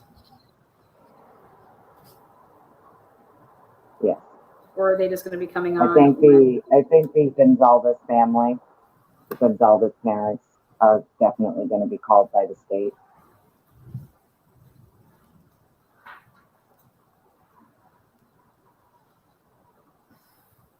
Then again, they might not do it because they know that if they do it, the cross-examination is going to come. And that's going to be rough. So the state may actually spare them from testifying, but I feel like they would call them.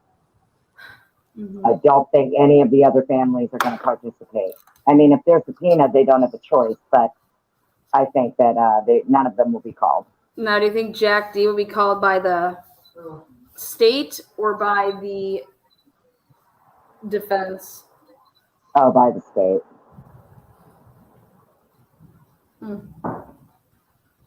Now, where do you see WSU Kim being called? Kim, I'm just messing with you if you are in chat, love. Now, when do you guys see Jennifer Coffindoffer being called? right after Payne. She'll come to lick his boots right after. Yeah.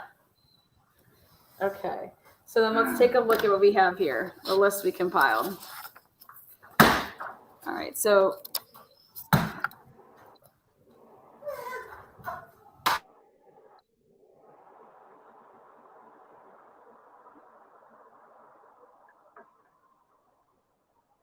it's a big old storm over here. Okay, so oh wait, here we go. The state goes first. I think the most interesting, well, we're gonna have to put this on here. Payne, Tolson. I think Gunderson. Yeah. And then we gotta talk about, hey, so you guys just all stood around and watched the autopsy but didn't record it or anything like that. Is that normal? Have you guys ever done that before? Why wasn't your body cams on? I mean, were you guys just in street clothes? What about now? Did you take notes? No. So I'm just kidding about Joe, but he may be asked. Adam, what was Adam told? Do you think Adam's going to be up there? I mean, I think Adam's coming. That'd be like a defense, like. Adam, what did they tell you? You know what I mean? But that's what I was thinking too. Like, I mean,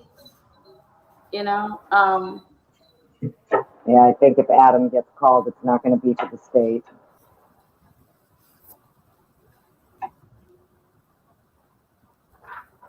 So then, now let's look back over here. Yes, I believe that Bethany will be testifying. Like, she'll be called by the defense. Yeah. They're going to emphasize the car's clean, the apartment's clean.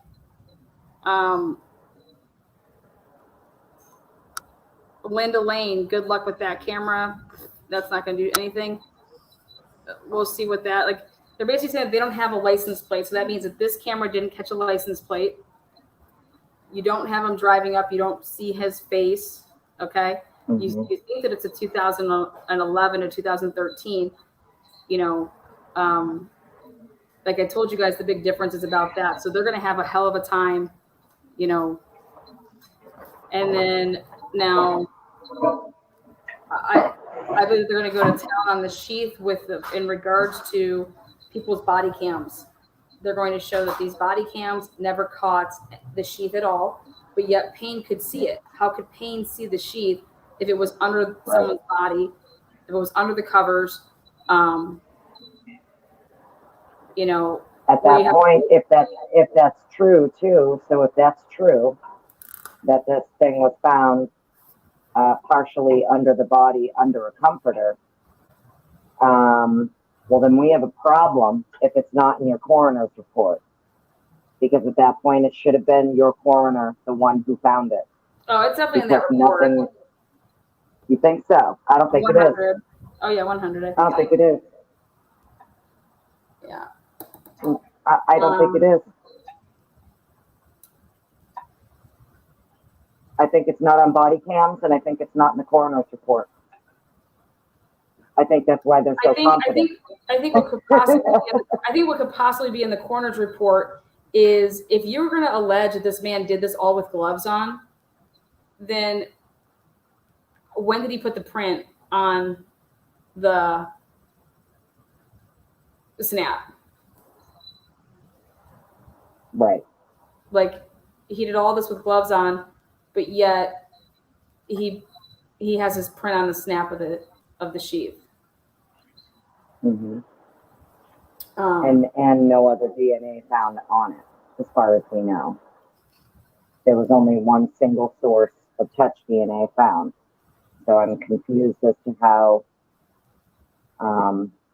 it could be under a comforter, partially under a deceased person, and there's no other DNA on it. So even if, here's how I look at it, even if it didn't necessarily have, say, her blood or anything on it, okay, not to be graphic, the fact that it was sitting under a comforter, I'm sure that comforter had just more than her own DNA on it. Friends coming over, you know, people drinking, laying in bed, whatever, chit chatting, you're hanging out with your friends. So that sheet should have had multiple DNA all over it, just from it being in the bed itself and being on the comforter or under a comforter.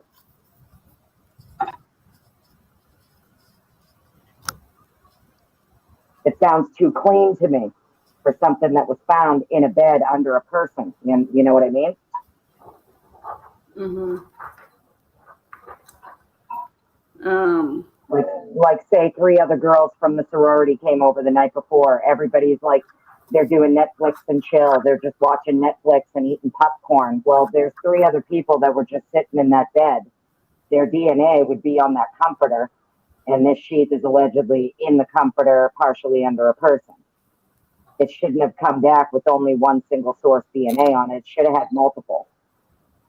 Also, just if it doesn't have any blood on it. Right. Even without blood, there still should have been other people's DNA on it, simply because it was laying in a bed, partially under a body, on a comforter. I doubt that comforter only had her DNA on it, and that's it, and nobody else's. There should have been touch and transfer DNA from the comforter from other people onto the sheet. Mm-hmm. You feel me? Am I making sense, or do I sound?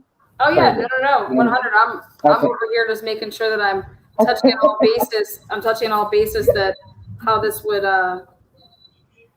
you know, who's then. What about these girls that were like, you know, the phone records to know when people started calling. Mm-hmm. Mm-hmm. You know, the texting. Right. I mean. Right. I'd like to know if, like, you know, does the state plan on presenting, say, like, Jack B's cell phone records? Has anybody, you know, determined what's up with that? Obviously, I know law enforcement says that they cleared him, but, like, has any of his stuff even been produced in discovery? And I'm not saying that to be accusatory. I'm just saying it as in, anybody involved with these 4 victims that should have, you know, you're going to have to, we're going to need your, especially the ex-boyfriend. We're going to need everything from you, pal. Sorry. Don't take it the wrong way, but, you know, we're going to need everything from you. They said that they gave him everything. He gave everything. Mm. I'm interested to know where the undercovers were that night, because they just didn't arrive at 3:00 in the morning. They were there from 12. You know, what were they doing between 12 and 3 a.m.? Right. You know, we hear all that noise. Well, we know. Lane. That's where they were. Well, we know. Yeah. Well, we know where they were from about 2:48 until about 3:12. They were in Banfield. After that, they were with, what's his name there? The guy with the Dutch Brothers sweater on, from the grub truck. They were dealing with him and the sign stealing. And that was around what, 4 a.m.? The sign stealing was at 3:26. Okay. So within 11 minutes of them finishing up in Banfield. At 3 to like right. 3:20. Right. So that's what I mean. So within a few minutes of them finishing up at Banfield, they were stopping these guys for stealing the construction sign. Yeah, and so like I want to know where they were. This she starts calling at 2:26, and it goes until 2:52. So if I'm Ann, I'm focusing on 2:52. That the reason that they weren't making any more calls is because they were deceased. 100. So people are always like, well, just why wouldn't you argue it that they were killed later? And I said, well, because the state's case is that he doesn't arrive until 3:29. So if they were, at 3:52, he couldn't have possibly done this because already we know the state's case, and they're saying that he didn't get there until 3:29. So if they're dead before that, and the phone, that's what it shows. So that's what I would be arguing. And that I believe that when you have the medical examiner and you say, based on your professional and expert opinion, the time of death, if she's not going to say, oh yeah, the time of death was 4:09. She's going to give a range. She's going to give a range, and I believe. Well, that if I remember correctly, the medical examiner didn't even get them until what, almost a month after, is when Spokane finally did the autopsies. So technically, you can't even. Your time of death can only be determined at that point as long as the coroner did liver temps at the scene. Do you get what I'm saying? If the medical examiner didn't even perform the autopsies until almost a month later, they can't give you a time of death at all. She performed them on the 17th. Oh, why did I? 100. Wait, who got the second one then? The autopsies were performed on 11/17. They were. Yeah, 100. I could have sworn I read something about the Spokane medical examiner. Yeah, no. Maybe it was someone's family requested a second autopsy later. Was that maybe what I'm thinking of? Just 100. It's the autopsies happened on 11/17. They were waiting for the. I believe they were possibly waiting for the medical examiner to, finish up her report, but that's the autopsies and stuff. They were done. Maybe. Well, even still, 4 days later, can your medical examiner even give you an accurate time of death at that point? 4 days later? We're going to hear all about it. Wait, do you think that this question's going to come? Hey, when did you guys take out the bodies? Yeah. I know, right? Holy shit. Yeah. Well, either way, I just wanted to share. Yeah, I just wanted to share with you. You're the best. And then, we still got to hear, we got the DoorDash, that DoorDash, who's the DoorDash, was there even a DoorDash, They confirmed this with the DoorDash, we're going to hear about the DoorDash. But there's just, you want physical evidence. I just don't see physical evidence yet, except for this DNA that we already know the defense is basically claiming it's been planted. Right. And, I love you. I'm out of here. Love you, girl. Good night, chat. All right. And I'm going to close it out here with my dogs here. So there you go. What's up, girl? Hey. Hi. You just covered it. I was waiting on like DoorDash. There you go. I've noticed the things that they keep so quiet and kind of smooth over. I think those are the big deal things like Bethany, the DoorDash. When did Ethan and Xana get home? I think those are big deals that they are just keeping hush-hush about. Yeah, what happened between, 9 and 1:45. Right. So, because it only says that he was at that party at 9. It doesn't say, and there's nothing about them coming home. You have all these cameras around. You have the girls being dropped off. You have all that, body cam footage, but there's nothing on Ethan and Xana coming home. I just find that odd that there's not a determined time that they came home. Yeah, right there with you. Right there with you. What else? What do you think? How would you defend? I would say, first of all, show me Brian's Elantra. Don't show me a white car on video. Show me his car. I mean, because there's 1,000 white Elantras, there's 1,000 white cars, so you show me his car. And in my own opinion, I believe that, like Eddie, that this is way above and organized. I believe that they knew this was going to be him when they pulled him over in October, because when they had to have a name, they had to have a trail, like how they got his number, how they got his tag, because there's all these people, and one guy that nobody knows came up. Yeah, that's the other thing is, like, you say that he's been around there and it's pinging off of this stuff, and yet nobody's been able to come forward and say, yeah, I know Brian, or I saw that guy. He was at a party. Not one person, right? And if you're going off of pings, look at all the videos. Then that black truck pinged. I mean, show me every car that pinged in between those hours and what they were. You're just focusing on there is 1,000. They just have him nailed, and it's crazy. And how did all this commotion go on? So some guy came in with a bubble suit or bubble wrap, came in and did all this and left with nobody saw. There's just. I would just sit back and say, you prove it to me, because and the sheath with the body cam. So which PC are we going with? The one that you saw the body sheath on the right, or are we going with it was under the covers? So which one of those are we going to use? Because you have two conflicting stories. Yeah, so if you don't but he basically says that he saw it, and that it when he went through later. So I think that that's going to be. I don't see Payne getting out of that. I know he's going to try to say that, no, I was saying that from the door, it was just located on her right body.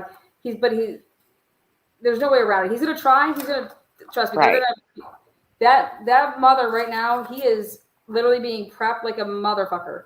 Right. What I meant was, no, but that's not what you said. I don't care what you meant. What you said was it was on the right. Then you said, oh, it was under the comforter. Yeah, and so all we're going to say, though, is, did you see it? Did you see it? So you saw with your own eyes. How? If you have your body cam on, right, and your body cam's over it, how'd your body cam miss it? At what point in this video did you see it? Let's go ahead and play this video. Where were you bending over and digging up and looking underneath the cover or touching anything? Because your body cam, how does your body cam? So that's what I think is going to be a big. And then if you're telling me that Payne's body cam for some reason is not there, I mean, you might as well just. Well, and first of all, tell me how that you kicked off a 25-year veteran to put Payne. Let me see how that, show me how that worked out. Like, how did you come to that conclusion that you're going to be the lead investigator? Yeah, I mean, why it's did you just pick Payne? right. He's not your lead detective. This is the first case he's ever been a lead on in a homicide, and he's been with you guys for. I mean, the that's biggest case. Yeah. Right. That's a question to ask. Like, that would be, for. I want to know if they're going to go the routes and asking if, with Fry or with Lanier, and ask them. So you were asking the public to help you with a vehicle that you knew that you weren't looking for. Right. Why? Yeah, we just want to interview. So did you interview anybody that had a white Elantra? You didn't interview Brian. Did you? I mean, you're asking, we just want to speak to you. Who did you speak to that had white Elantras? I mean, I believe everybody knows who did it. They're either scared or they're protected by whoever did it. And first of all, he's not going to get, it's not even, there's no way he's going to get a fair trial where he's at. I mean, that's impossible anyway. Honestly, though, if you really think about it, I personally like this judge. I think that, yes, absolutely. So if you move it, would the judge go with? You're right. He is amazing. He has been completely fair. I mean, he's absolutely. And so, how much of a difference is it going to make if it, like, right, it's nationwide. Like, Idaho, so it's like. Right. where would this I'm in get Georgia and it's all over here. So, I mean, there's nowhere that you can move it that it's not going to be public. So, I mean, you're right. And I love the judge. I would even ask, I would find out some way because I know you just can't do things, but I would totally get Brent's phone records because somehow I wish she could just get those. Oh, Somehow, all of those will be that'll all be at trial. And Taylor Brent, can get whatever. And Taylor can get whatever the hell she wants. Yeah, oh hell yeah. yeah. So I just, yeah. I mean, whatever, because I believe that Bryan has told her everything. You cannot possibly defend anybody. Like, Oh, they yeah, have to 'cause tell you everything. So I she's believe 100%. She's digging deep, and she's that yeah. he's told her everything, whatever he was, possibly, mixed up in, whatever it is, he's told her. And that's otherwise she's not going to be able to. She wouldn't be able to be doing what she's doing right now. 100%, because she knows exactly where to go. I mean, she's not. I believe that Bryan feels like he was framed. I think that we kind of got that idea when he said, "I'm looking forward to exonerating myself." Like, Right. The question is when did Bryan, start to feel that? Getting pulled over like 47 times for nothing? Well, or it was like you wake up in the morning and you hear about this case. Let's say that Bryan had nothing to do with it, but he was involved in something where he was like, let's just say, a confidential informant. So you wake up in the morning and you're like, holy shit, one of the CIs was murdered last night. And like her whole, hypothetically saying, like, what if that's the case? And he's over here like, wait, what the hell's going on? And then he's like, oh my God, they were trying to get me to go and do that last night. Just like if he's, you just got to be thinking in your head, like, he's not a moron. Well, in my opinion, strictly my opinion, this is Hope's opinion, not allegedly. I feel like they were trying to either frame Brent and Bryan, and here's Bryan, the peaceful one, and then I think that's how that escalated. That he wasn't going to have any of that, like he wasn't going down for something, in my opinion. Mm-hmm. So obviously he's not here to speak for himself, but I just think that like all that is connected in some way, shape, or form, and I just think that he wasn't going down like that. Mm-hmm. And I'm not going to do this. I'm not so. And I believe that somehow Bryan was called over, whether Dylan called him, whether he was somehow, some way. I think he was lured over there for something to have him on camera because they needed him on camera. So if that is him, they needed him on camera. Mm-hmm. So, yeah. But that was it. And the DoorDash, like you said, the DoorDash, I think they're being hush hush about it. I think it's a big deal. Show me the order. Show me who picked it up.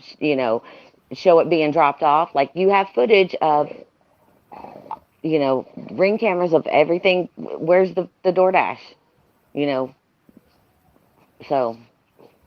Yeah, I think what they're not saying is way more than what they're saying. Yeah. And then it's I think people are going to be really surprised if this goes to trial and you hear what was truly going on. But I think it's going to out a bunch of stuff, and I think it's going to out a little lifestyle that was going on, and I think it's going on at multiple colleges. I don't think that it's just going on at this college. Oh, absolutely. So, yeah. And somebody's trying way hard to keep this to keep this undercover. So it's just going to come out to somebody talking. I mean, like Bethany or somebody knows something that's going to have to get caught in a lie, and it's going to just come out. Well, yeah, I think somebody went through something, like a body cam somewhere, or a report was made somehow, some way, and the defense, was scurrying through all this stuff, and they came across it, and it's like, whoa, right? That's not what she was saying at all in the beginning, Right, and see, I think Dylan's the strong one, so they have her like the front person. It's like I don't know her, but Bethany seems more timid, and Dylan's like this. So I think that's why it's all Dylan. She can kind of hold her own, and then you've got the quiet one that knows everything. We're trying to keep her secluded. So you're like Anne. They see a little seed, and they just start digging, and that's what you do. Like something that's so insignificant to everybody else, you will take it and you will dig until it is something huge. Like it is amazing. It is amazing. So. We do appreciate what you do, and you are awesome. You. You're awesome, my dogs. All right. All right, Yes. girl. Keep Thank you doing so it. much. Yeah, keep showing up. Love it. Absolutely. Anytime. You're the only one with facts. I mean, Oh, we all have our theories. We're all in chat with our theories and all, but we don't know where to go to get something. Like that's what you're for. Like you have it all. Here it is. and then I'm going to close out here by showing you guys again what I opened with, those of you guys that came late, because I do think it's important, the culture in that area. It's a 2020 report that we finally got back. It's something that I wanted based off of. It was, the call was very strange, and I was like, you know what? It's over there at King. Let's check it out. So I'm going to show that again. Thanks again, my dogs. Thank you so much. Appreciate you. She's a sweetheart. So check this out, guys. Those of you guys that joined us late. Let's see here. And we'll close out. On October 5th, 2020, at approximately 12:05, I responded to 1127 King Road again. This is in 2020. So basically just 2 years before the murders. But this would be like still the same class and people. So they responded for a report of shotgun shells and a raccoon head being found on the property by the property management company, Team Idaho. When I arrived, the reporting party was not on scene. I called and spoke with the reporting party via phone. She stated Team Idaho maintenance workers notified her of shotgun shells as well as a decapitated raccoon head. Okay? Now, I know you guys might not think that this is a big deal, but it is a big deal. Okay? Like, what? Right? Like, this is just, wild, right? A decapitated raccoon head was found on the property during their last time out to the property. This officer asked her whether the items were still on scene. She stated that the shotgun shells were disposed of, but the maintenance workers left the severed raccoon head. I found the raccoon head in an adjacent parking lot to the residence. It appeared the raccoon had been dead for longer than 2 weeks. According to this Team Idaho member, she was in possession of photos of the shotgun shells. I met with her on 2nd and Main, where she provided me with the photos taken by Team Idaho. She also provided me with a list of names of the tenants residing in the residence. I provided both the names of current tenants and case number to the DOS office at the University of Idaho. Conduct has been notified. I attempted to make contact with the tenants at the residence, but was unable to get a hold of anyone. I will follow up with the tenants at a later time. That never fucking happened.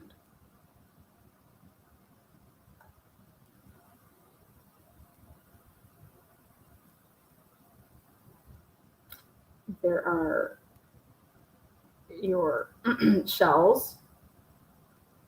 Then there is a shoe with a beer can, the White Claw Bush, Keystone, some,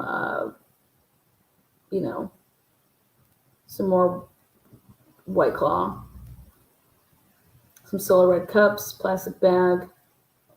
Looks to be like a bottle of liquor over here of some sort.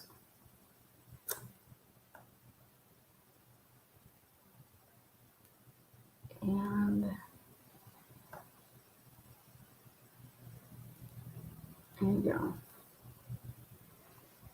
And then a raccoon head.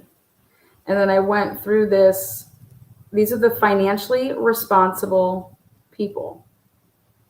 1127 King Street, Moscow. Okay. And would you believe it?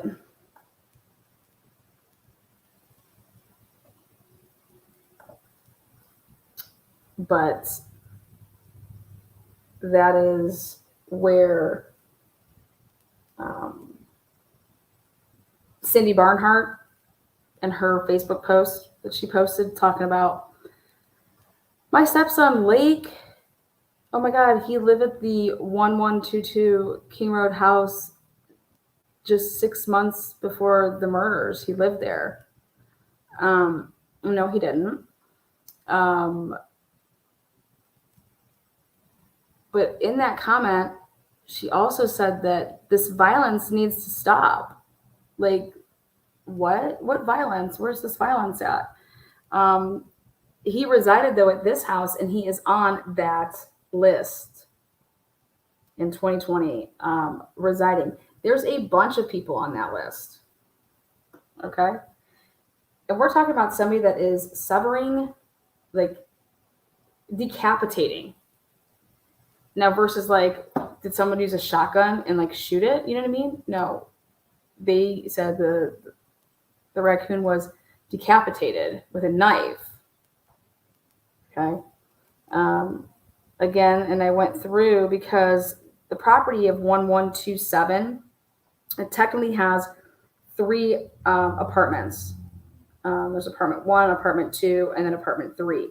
And in apartment 1, unit 1, 1, 2, 3, 4, 5 residents.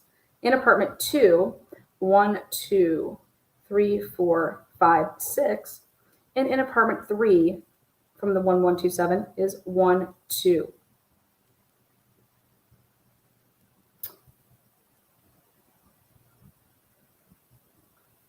Again, these are the financially responsible persons.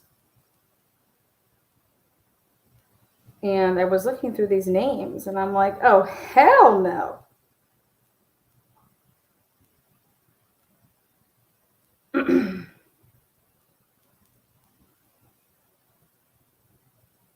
And then there it was. Lake. And then there's an Olsen. Remember you guys been asked about these Olsens? Oh my God, I went coon hunting once. Yeah, well,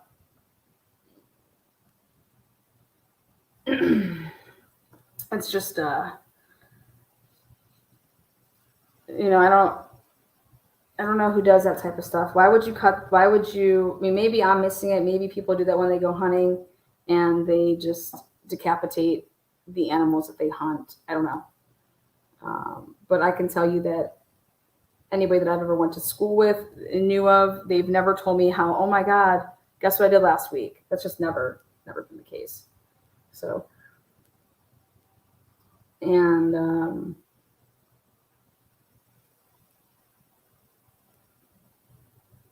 they say that people escalate. So I don't know what to tell you other than I think this is completely fucking crazy, and I think it's sick. And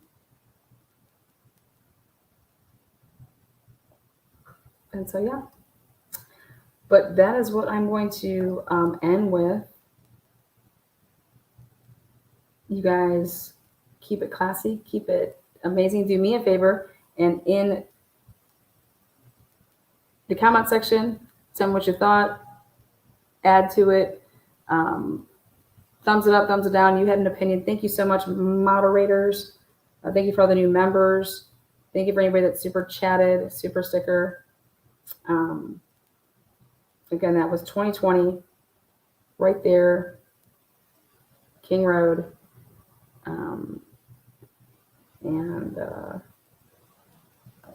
That could walk with you. Everything was perfect. Everything was good. Yeah. All the way up to where they went to bed and went to sleep. Yeah. And that I can't control. As a family, we can't control what happens when you go to sleep. Yeah. When you go to sleep, that's us as society. We have to determine, are we going to let these people be out here that can do whatever they did, sneak into a house, whatever it was? Are we going to allow that to be? Are we gonna allow that to be okay? Yeah. Because we all go to bed at night. Yeah, what was their flaw? They didn't have a nanny cam in their home?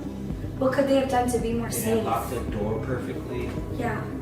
You know, it's Moscow, Idaho, it's safe. I wonder about the door because Kaylee was a door locker. She would come totally here, was. and so I question that all the time. Like, why wasn't the door locked? Why wasn't the door locked? That's not what society's built on. You don't say, oh, well, you didn't lock the door, so you deserve to die in your sleep. You don't do that. We have to make a society where these people show red flags, we identify them, we address them, and then we remove them from hurting other people. The phone call the Gonzalez family received on November 13th is one they'll never forget. We were, it was Sunday around We were watching football. 1-ish, and we were like watching every football. family, or a lot of families on Sunday. And We were then watching our football.